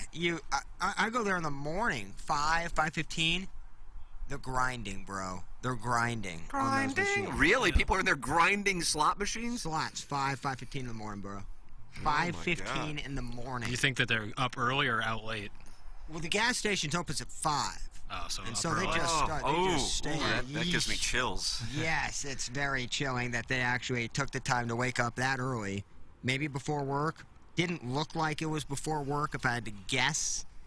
But man, that's a problem. I guess if they're worried if it's unregulated, it's going to get corrupt and people cheating and Can we just stealing. legalize everything in terms of like drugs and gambling and just let humans be humans, man? You want to make a bad decision? Make a bad decision. Well, but you want things to be on the up and up if you're going to gamble. your money. Gambling-wise, absolutely, yes. Yes, I think you want that regulated. I think as much that's as what possible. they're worried about. If you go to a casino, you don't want it to be stacked against you illegally, do you? I mean, it already is, but to think that if you had no chance of winning, that wouldn't be fair. That's the truth. I think that's what they're worried about, is that the dark element's going to take over to some of these gambling at gas stations and everything, and people are going to get ripped off. Are the odds at the gas station slots the same as odds like at other slots? You don't and casinos? know because Do you have it's not, any idea? it's not regulated. You don't know. They don't have to answer to anybody. I think they have to have odds of some kind, or at least the gaming commission, whoever puts those in place. I'm curious if they're the same. Cost that guy in casino his job. 2 jackpots. Oh, yeah, it did. And it really, Doug, eventually that's what indirectly got Sam Ace Rothstein removed, because he did a local wrong, at least in the idea of that cowboy who came into his office and looked for a favor. And then that led to him appearing on the award-winning show Aces High. Aces High. That's one of the best, like, sequences of TV right there, is when the ace is high and then Pesci is like acting, why the hell are you on TV? Yeah, the scene in the desert, Plowhawk. So good. I would have gone. Tim, there is a federal lawsuit right now against those bar video slot machines. That lawsuit could definitely deter somebody from supporting that which is a good thing for Missouri sports gambling. That's from the Hunchback of Von Castle. Plowsy, quote, people gambling at a gas station at 5 a.m. makes me sick. Also, Plowsy, legalize everything. Let humans be humans. That's from Suckboy Tony of Soulard. I'm just saying, well, I'm not saying they shouldn't be doing it. It's their life. I'm saying it is kind of sad to watch, but that's what I mean. Like, have humans just decide on their own what they choose to do and not to do. You're a libertarian, Jack. I think in this sense, yes. And I realize gambling's a lot different than legalizing drugs. Regulations, I completely get that. So that was a little tongue-in-cheek. But if you want to have people just start putting money in and doing that, that's fine. It's sad, but still, I think people should be allowed to do that legally. Whatever you want to do. Shrugged his shoulders after he gave that tick. No, it's your money that you earned. I think you should be able to throw it in a slot machine if you want. I think that I would have liked it if the government would have stepped in for the Tam Avenue Capital Partners and either just shut us down or instituted some kind of bailout for the Tam Avenue Capital Partners. But that would be great. I couldn't get anybody in Congress to take my call. Imagine like a senator outside of, I don't know, like the Village Bar, just like saying like, we will be bailing out Tam Avenue Capital Partners. This is great for this country. It's the right thing to do. Right. Right. I don't think anyone would have complained. I agree with you. Thank you very much. Ladies and gentlemen, it's time for the Design Air Heating and Cooling Email of the Day. Today's second hour discussion reminded me of when I used to summer in Potosi. Each year at the first sign of spring, I'd catch a flight down Potosi Way, equipped only with the tiniest of boy thongs and a warming bag filled with freshly rubbed racks of baby back ribs and an old genie lamp I got at a garage sale filled with piping hot gravy. The looks on the faces of my new friends who surrounded me changed as they went through a slew of emotions. First, curiosity, and then anger, and lastly, envy. I could feel their eyes lusting after me and my saucy treat as I proceeded to suckle every bit of meat from every last bone. But that one trip in 1983 is the one I'll remember most. I felt the eyes of the burly stepfather seated next to me piercing me as I took down my last slab. Covered in sweet, sweet sauce and sticky gravy from head to head, I was in a conundrum as I found myself sans napkin. That's when he sprung into action. He started with my left index finger. He placed it into his mouth. McRidding? Each digit. McRibbing. Each digit of any remnants of soppings. He alternated from staring into my eyes to closing his as he sensually suckled the sticky goo from each fingy. All right. He finished by dabbing the honey barbecue goatee that I had inadvertently given myself with his weathered dad tongue. Weathered dad tongue. Clip that off. He never said a word. He just cleaned me off like a mother cat cleaning off her newly birthed kittens. We deplaned in Potosi and went our separate ways. I never saw him again, but the memory of what he did to me on that flight will live with me until my dying day. Oh my God, Pop Pop, stop. That's what we have from Blueberry Pop Pop. Blueberry Pop Pop. So we have. So I went back and listened to the morning after 2019 NLDS Game 5 in search of any prediction of Randy Arozarena getting dealt following his locker room live stream of Mike Schultz's profane rant. It was tough as the show notes were lacking since Gangster Pete was completely checked out. Oh, yeah, he was. He kind of was. In October of 2019, in a segment titled 10-10-19 Seg 1, but it was really the second segment, there was some talk about Arozarena being dealt with, or perhaps being dropped from the NLCS roster, but nothing definitive. On the plus side, I did find audio of Mike Francesa reacting in real time to the Cardinals' 10-run first inning. It's 9-0! This game is over! Strikeout gets away. Oh, my God! Gets away and he beats it out. Oh, my God! 2 outs, runner on third, struck out the batter. The catcher went back for the ball. It got behind him. He fell down. And the guy, he beat it out. 10-0. Okay, in the book, Vincent Corleone, portrayed in The Godfather 3 by the delectable Andy Garcia, was not in fact the love child of Sonny Corleone. Instead, he was taken in by Michael after having Vincent's father murdered following an awkward mini golf incident in Destin where a young Vincent was berated by his father for missing a putt.